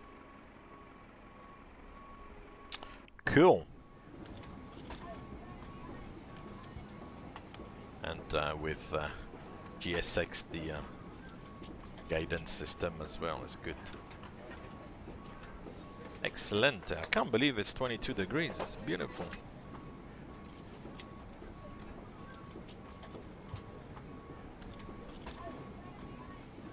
Chicago Center is not on, but the Denver guys are gone, so it depends, you know, what time of the day you fly. There are periods when somebody will be on and other people won't be, and then as you progress through your flight, you know, they close and new people open, and then sometimes you're just outside of the areas. It's a little bit of luck, you know. That's why I'm not particularly sometimes chasing ATC, because it's a bit, you know, the luck of the draw, so to speak. So. Anyway, I'm gonna go for some... Guys, thank you very much. That was week 7 of the NFL Tour, taking the Denver Broncos to the Cleveland Browns. That will be on Thursday night. But that's gonna be it for me today. Thank you very much for joining me again. I hope you enjoyed the flight. Something different, like not always the main airports, but kind of secondary airports, you know, Denver, Cleveland, something different. Hope you enjoyed it. Take care, have a good evening, good rest of the afternoon, and if, like me, gonna go for a little dodo soon, then have a good rest, and see you on the next one. Take care for now. See you soon. Bye bye.